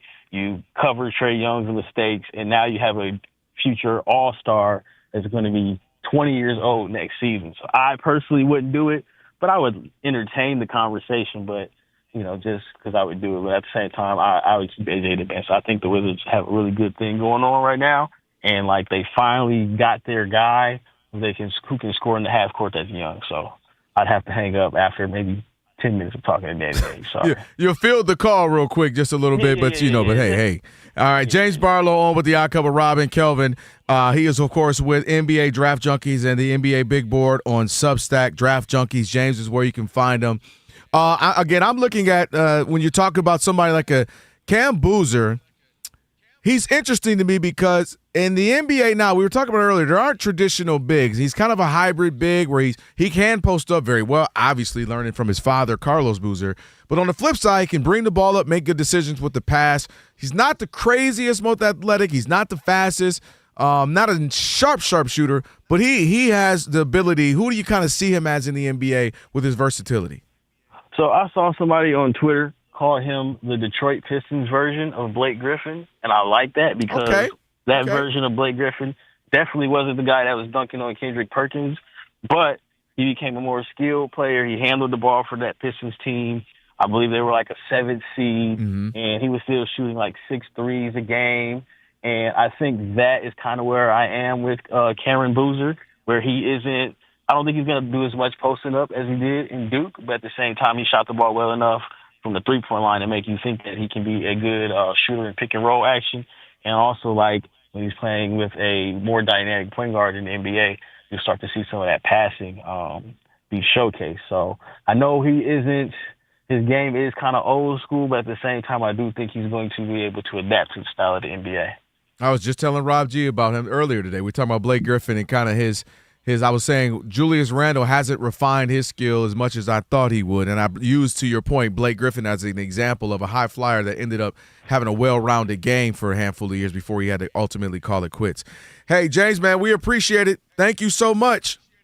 Appreciate you guys for having me on. Thank you. No doubt. Make sure you give him a follow. Draft Junkie James. You can find him there. Rob, already at last call, brother. Unbelievable.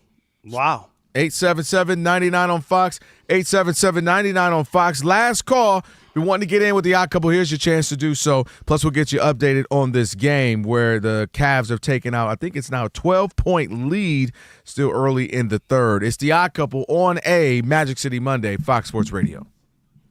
It's last call time on the odd couple. If you had a take and couldn't get in,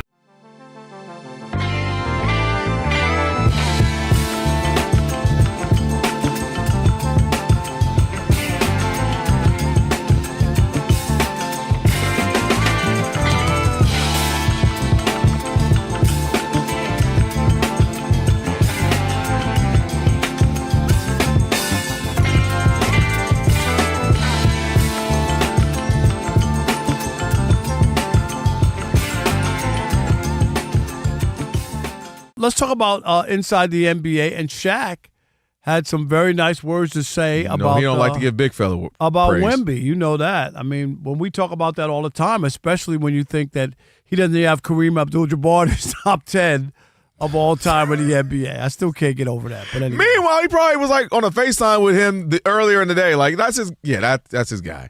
Shaq loves guards. But guards. Yes. So here's Shaq inside the NBA. I think Wemby is the first perfect big man that's ever created. Can shoot, free throws, play defense, play offense. He's a great team player. I'm happy for the Spurs. I'm happy for Wemby. Well, I think I get his sentiment. I would argue Hakeem might have been that. Shoot, fade away, handle. Obviously, he's not quite Wemby handle, but, block. I think he's still all-time leader in blocks and just rebound. Hakeem Olajuwon might have been that. But the freakish aspect of Wemby is crazy. My wife the other night, we're watching the game, and her and my daughter like, whoa, he looks like abnormally tall. I'm like, yeah, he's like, they list him at 7'4". I think he's like 7'6", and they're like, whoa. And then I said, watch this. And he's coming down, got a rebound, kept it behind the back, step back, shooting three. It's the dribbling. It's not normal. How are you 5 inches taller than KD and as mobile and a better passer and an incredibly, much better defender? So he's made out of a video game. You ever got bored on 2K and made a ridiculous player, Bo? Just for fun, like, let me see what it would look like, and I'm going to put all the attributes up. Well, we got that human. We got the first perfect player. Like, where's the flaw? The idea, and I know that's not a real flaw, but it's in there, the idea of him staying healthy. That's the only challenge, right? Can you look and know for sure he's going to play 15 years, have a career, and not have be sidelined or be hobbled by some sort of injury, being that tall, being that big, being that size, and the history is against him. Would you agree with that? The history. Yes, the only difference, and we've mentioned this before, is that he's not the average bigs. We're talking about something was a little off with their movements, right? They were slower, they were bigger. You look at Yao, Manute Bowles, Mirasan, Sean Bradley, those bigs. He's actually agile and yeah, but he's slick already and had can move. his own share of injuries and different. Yeah, well, the things. blood clot, that one was scary because that you don't know what to do with that, right? If you twist your ankle, I can tape it up. I can give you a couple weeks off. The blood clot is one of those weird ones where you just don't know what to do. But you're right, and I said it about a year or so ago when we were doing it. I said his health is the biggest deterrent. Like if he can stay healthy, he's got a shot at being something incredible. And we might be having our first hour conversation might be different. It might be about LeBron might get replaced with a Wemby talk. In comparison to Jordan and the GOAT conversation. I mean, all the attributes are there. And again, Shaq always hates on big men because he'll always say, I didn't like it, Kenny. Well, why didn't you like it? He had a good game tonight. Those aren't SLN. Well, what is SLN? What do you mean? Shaq like numbers. Like he makes it like everybody has to look like him and play like him and have those numbers. You mean when they took you out of the games because you couldn't make free throws, or when they used to do the hacker Shaq? It's easy. If you score 6 every quarter, that's 24, and then if you get an extra cup, it's not that. Are you watching? Each game is different, right? You know what I mean? There's a different style, different flow. But if everybody could use that formula, then everybody would have 30 points. I mean, like that. All you got to do is score 6. That sounds good all the time. They'll come out. Who's a big man like in the last? Maybe they'll say like Embiid or something, and like last few years, and he'll be like, he had a good game. 27 and 11 as the Sixers. And he'll be like, I'm like, what? I mean, he's got chicken in his teeth. They make Shaq like numbers. Okay, so you were one of one, Shaq, right? Not every. When's the last time a dude brought out the whole stanchion? Let alone break a rim, the whole stanchion. Like, you were kind of one of one, Shaq. So, but I like seeing him give credit to And when he played, we talk about all the time. I mean, nobody was as dominant. I mean, in his heyday with Kobe and that 90, run, like 6-ish, am I right? To like 01, 02, Shaq. and he didn't have to come up with any other shot, dunk the ball every single time. You don't need no dipsy doodle. I don't need you to do anything special. Like, all he does is dunk the ball. Okay, and what? And get guys in foul trouble. And then when you double and triple team them, I'm kicking it out to Rick Fox, Derek Fisher, Glenn Rice, depending on the era of the team. Yeah, and that's why we're talking about, like, if I'm Kelvin Washington, the general manager, why I'm so big on Shaq, while like if we had a draft of every NBA player ever and they're all 22 and you're going to get him for 12 years, I'm taking Shaq just about over everybody because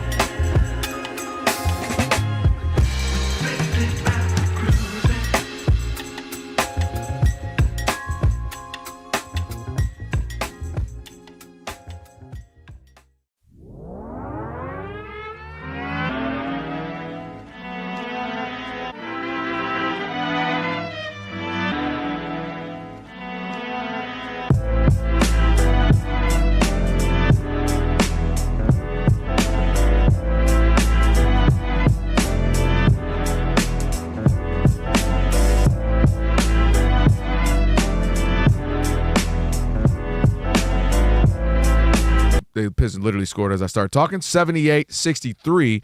Just got a bucket from LeVert. He's going to go to the free throw line, possible and one. 5 left in the third. So you mentioned it, 21-0 run. You mentioned it, Rob. Donovan Mitchell kind of has a huge outburst thus far in the third quarter and kind of just got the whole team going for them. And the Pistons just couldn't buy a bucket. And most importantly, we've talked about this whole postseason, turnovers.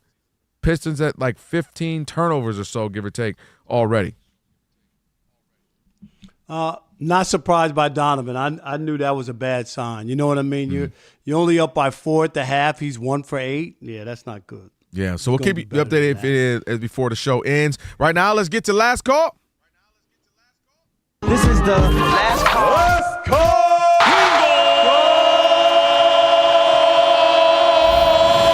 It's last call. Last call time on the Odd Couple. Last call on the Odd Couple. Who we got? Tyron in Tennessee. You are the last caller here on the Odd Couple, Fox Sports Radio. What's up, my guys? What's up, living legends? What's up? What's up? What's good? What's happening? How you? Doing good, sir. Always good to be on with y'all. And I just kind of want to make the point on Giannis. I mean, look, I just think it's time. I'm sorry. I'm not giving up a haul for Giannis. I'm just not. Mm-hmm. I'm not giving up no multiple picks. I'm not giving up no young emerging superstar, potential star for Giannis. I'm just not. I think he is on the downside. I think this calf injury, we know what comes with that. And I get they shut him down towards, the last half of the season. I get this offseason's going to probably help that. But we all know once you threaten with the calf strain, it's just a matter of time before the Achilles rupture. And when that happens, you're out a year. Yeah. You're out a year, period. And I just think he's he hadn't played winning basketball in a long, long time. Now, I know Milwaukee hadn't had the necessary pieces, but him individually, I just haven't seen it. So I'm not giving up a haul. I'm not giving up future draft picks or emerging star. I would acquire him, but it wouldn't be for no haul, and it would be on my terms because I don't think Giannis by himself moves the needle no more. I just don't. I don't see that in his game. I think if anybody that gives up 3-4 picks and young emerging star, I wouldn't touch it with a 10-foot pole. That's just me. I don't think he moves the needle.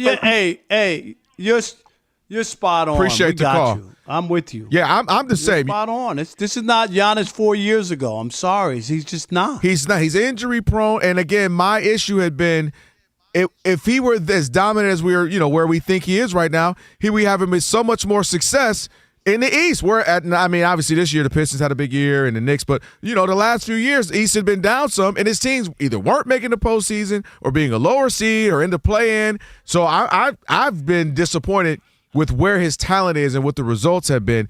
And as he was just alluding to, listen, the league is young. I want to get a younger guy. Again, if it's a Nabonsa or somebody or a Boozer or an Acuff Jr., give him a couple years to develop, get some other guys around him. And that's just what we've seen. The Pistons are doing it. The Spurs obviously are doing it. Orlando's doing it. And the Thunder being the exhibit A of getting younger, getting some guys, and being able to, build for the future. And I think that's just where the league is right now. Not so much just go get a big old school free agent and plug him in. It just seems like the league has changed from that. Yeah, it has, and you just got to be very careful as the league continues to get younger. What did we talk about earlier? Is that look who's not in the in the round heading towards the conference finals. Right? Yeah. LeBron won't be there. Steph won't be there. KD won't be there. Yeah. So what are you trying to reinvent the wheel? You want to go get one of those guys who is closer to those guys, right? Not there, but closer than to the younger guys and the newer gang that's out there. That's all I'm saying. Like, where are you? And then are you going to get Giannis and then disrupt what you have going on with a younger situation, right? In Houston or with the Spurs. Or is that what you want to do? I don't know. It's going to have to be, Rob, want to do that, Kelvin. It's going to have to be a middling team. We had shout out to James Barlow, somebody like the Pacers, where you're on Tyrese Halliburton's time, still relatively young, but obviously not a spring chicken. So it's going to be one of those teams where your leader which is again, if there's some epic collapse in the Eastern Conference Finals with the Knicks, then maybe you look at Karl-Anthony Towns. But it's going to be, to me, a team that the clock is right now. Like right now, the next 2 or 3 years, and they got a little bit older, not ancient, but older guys, and they're trying to win because that's what it's going to have to be. We'll see how this game finishes up, which either way it goes, we'll have a conversation about it tomorrow. The Jason Smith Show with Mike Harmon is coming up next. I never miss your radio show. I never hear it, so I never miss it. Did you hear that?